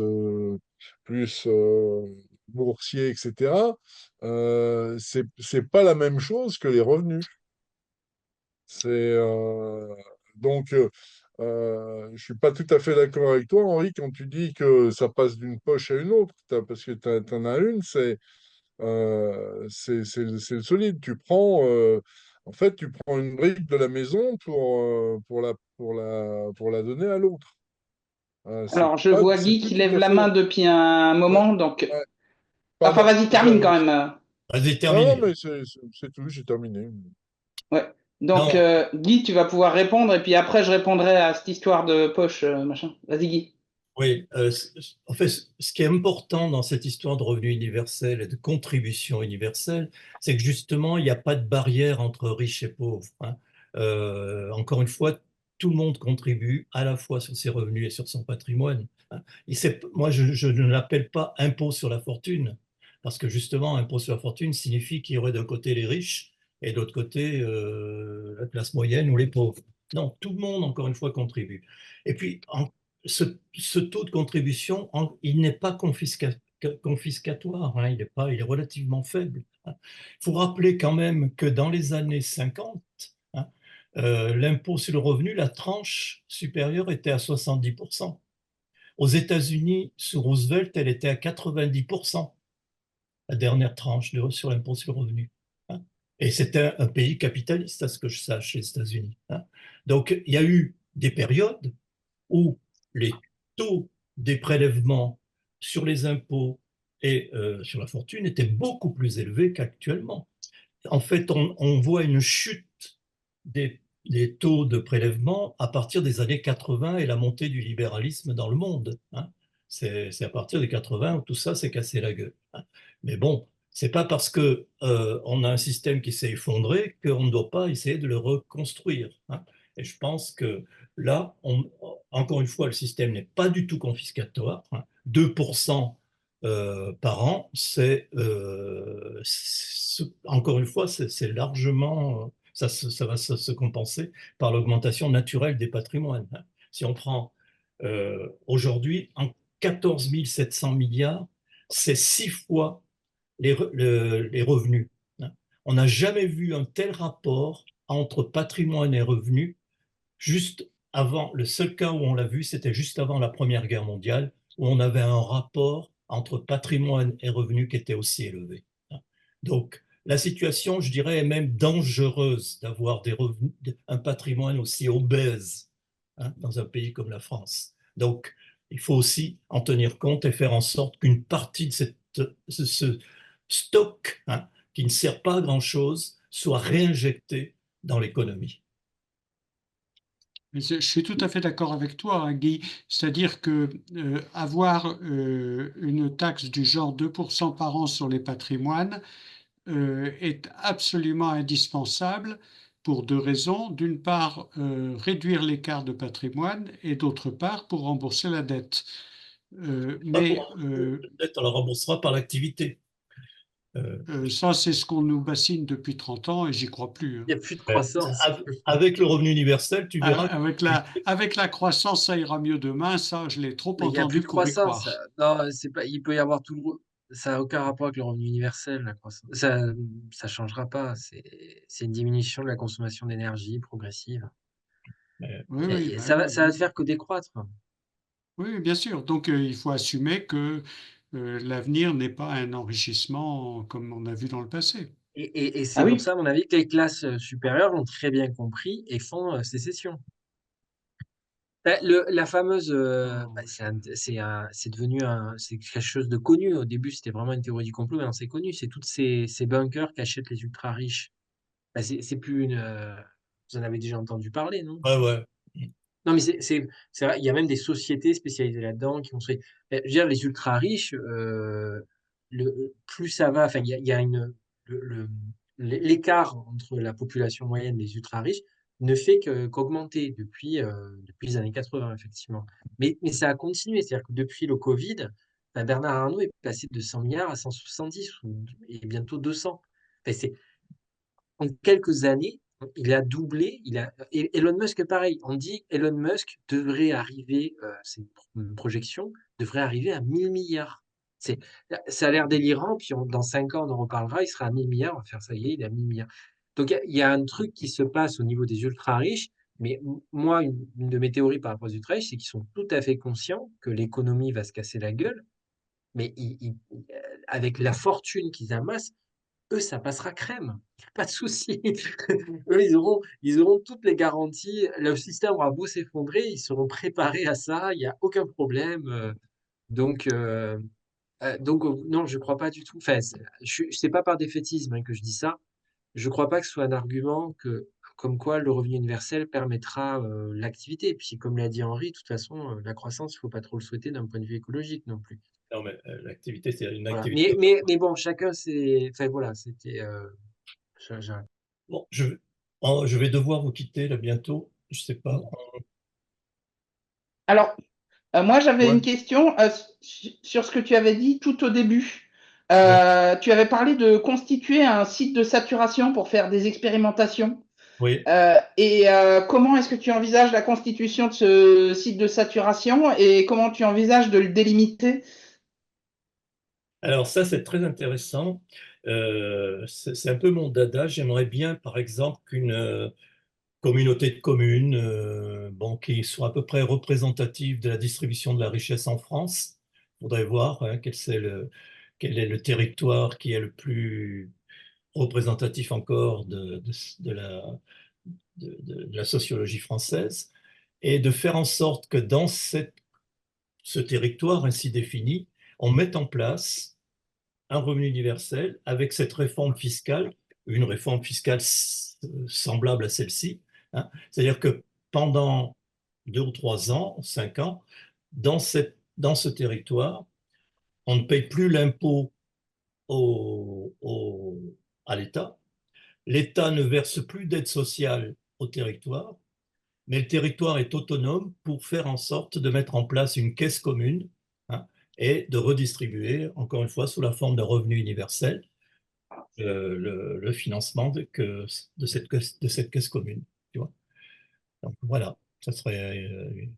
Mais voilà, il faut encore qu'on ait la possibilité d'avoir une certaine autonomie fiscale pour pouvoir le mettre en place. Et ça, c'est toute la Bah, difficulté en France, parce que l'État français n'accorde pas d'autonomie fiscale facilement.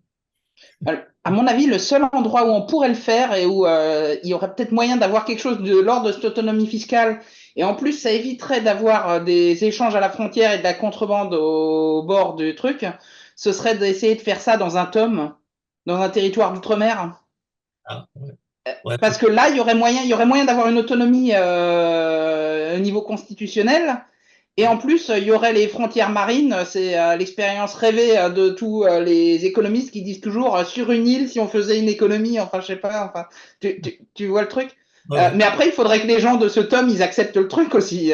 Après, c'est sympa pour eux, les revenus de base, peut-être. Il y a peut-être moyen.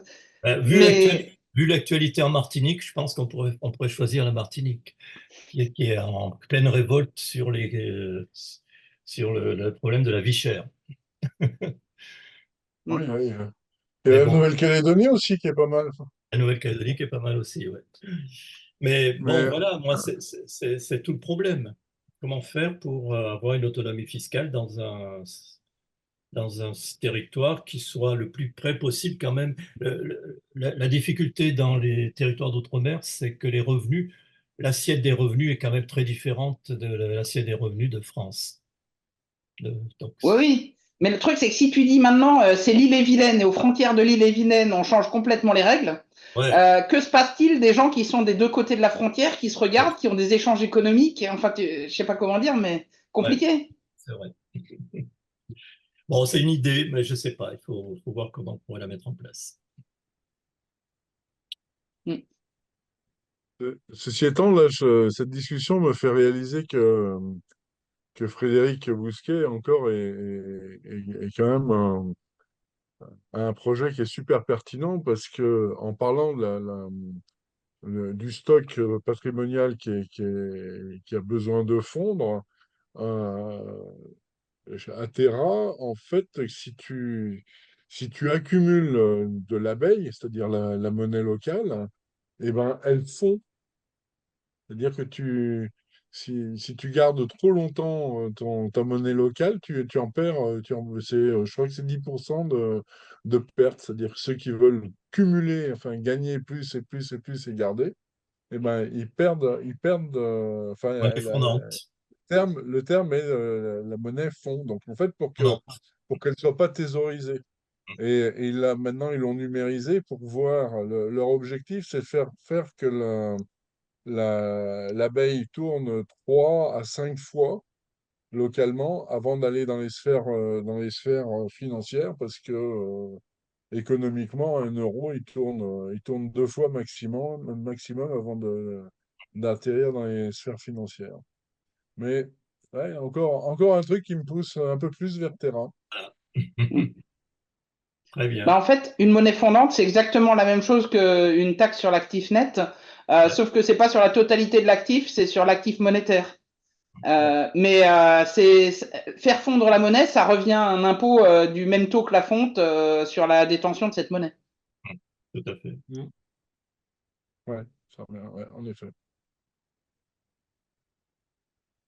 En tous les cas, merci Guy pour Rien, rien, rien. cette belle présentation.